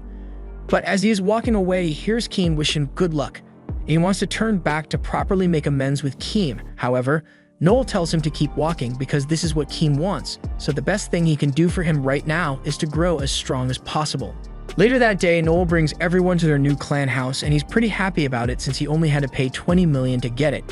The others are shocked that the price was so low, but now that he thinks about it, Leon remembers hearing rumors about this place being a former execution ground. And to this day, everyone who has ever lived here claims to have been haunted by the ghosts of the dead. That's why Noel got such a good deal on this place. But in case the others are worried about the ghosts, he tells them he has a plan for that and shows off the new skill book he bought. It is the exorcism skill and allows him to instantly wipe out all types of undead creatures, so the ghosts here shouldn't be an issue. Now that the living situation has been settled, Noel pulls out a special necklace and tells everyone that they will each receive one. It's a snake with angel wings, and Noel explains that it is meant to symbolize the duality of good and evil that exists within the party, and from now on, they will be known as Wild Tempest. A few days later, the team is on their first assignment as a clan against Garmer, but the number of ghosts Garmer keeps summoning is too much for Noel's exorcism skill to handle, so he says he's not sure what to do. Garmer is intelligent, so he knows he must be trying to tire them out so he can finish them off.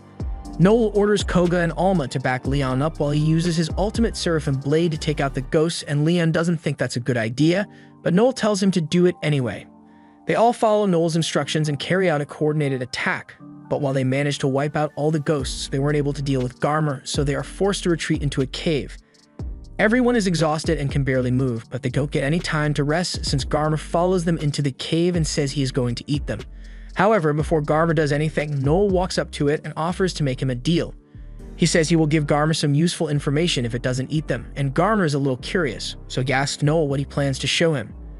Noel pulls a mister out of his pocket and sprays it in the air, but Garmer doesn't understand how something like that would be useful to him. But while it may not be useful for Garmer, it was certainly useful for Noel since it just sprayed some fast-acting poison in the air and immediately begins taking effect on Garmer. The poison was created by one of Alma's assassination skills, and this version is extremely lethal for beasts like Garmer. Garmer says a little poison won't be enough to stop him before he eats them all, but Noel actually prepared a lot of poison in this cave, so Garmer collapses to the floor. This was all part of his plan as he had everyone pretend they were losing to lure Garmer into a false sense of security. And with Garmer weakened, Noel delivers the final shot to defeat him once and for all.